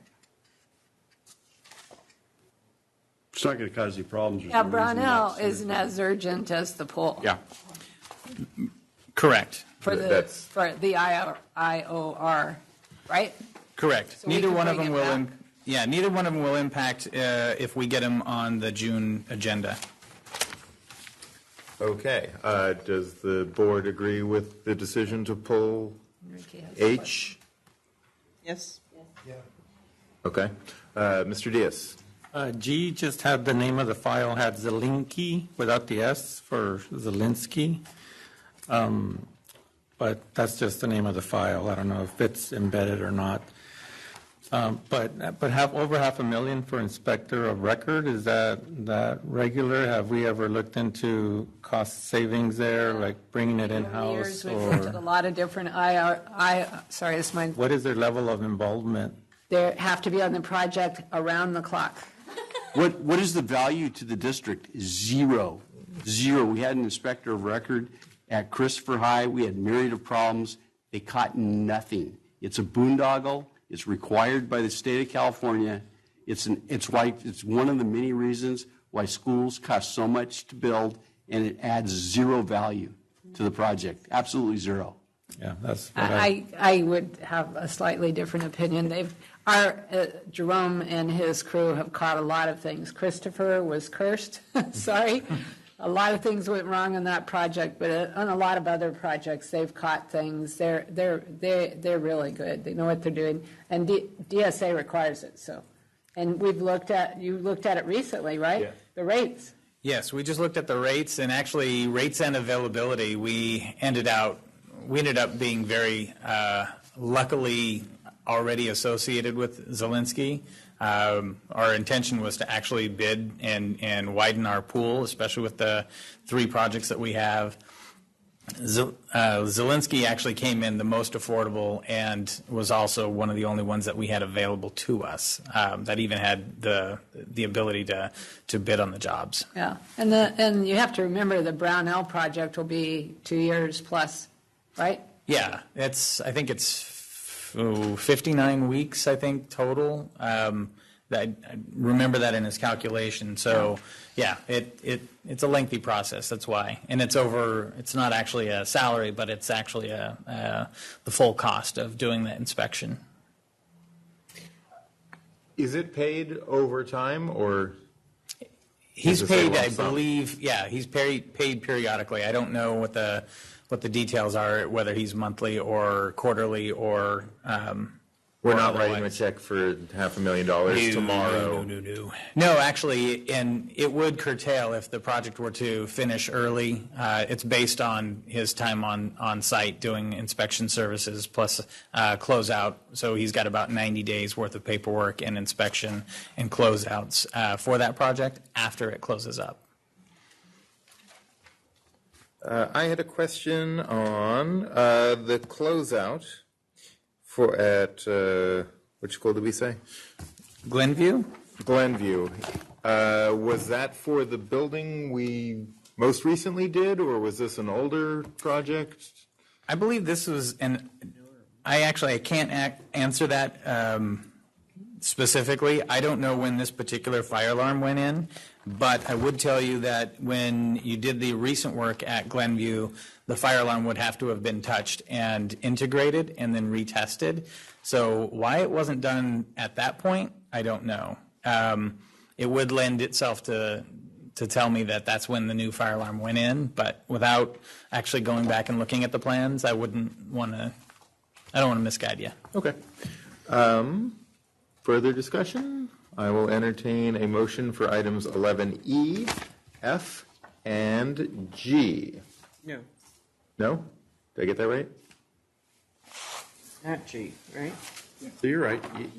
E, F, and G. Oh, G, but not H. So- Correct. Not H. You're right. So moved. E, F, and G. All right, we have a motion and a second. All those in favor? Aye. Opposed? Motion's carried. Thank you very much. And Thank we'll you. look forward to H next time. All right, item 12, board members' reports. Going once. Next week is going to be a very busy week for us all. Look forward to seeing you and shaking a lot of hands. Okay, item 13, upcoming and new referral agenda items. Seeing none. Announcements. The next regular meeting of the Board of Education will be held on Thursday, June 13th, right here. Closed session will begin at 5:30, followed by regular meeting at 7 p.m. The agenda will be available by 5 o'clock on Friday, June 7th, and we are adjourned until then.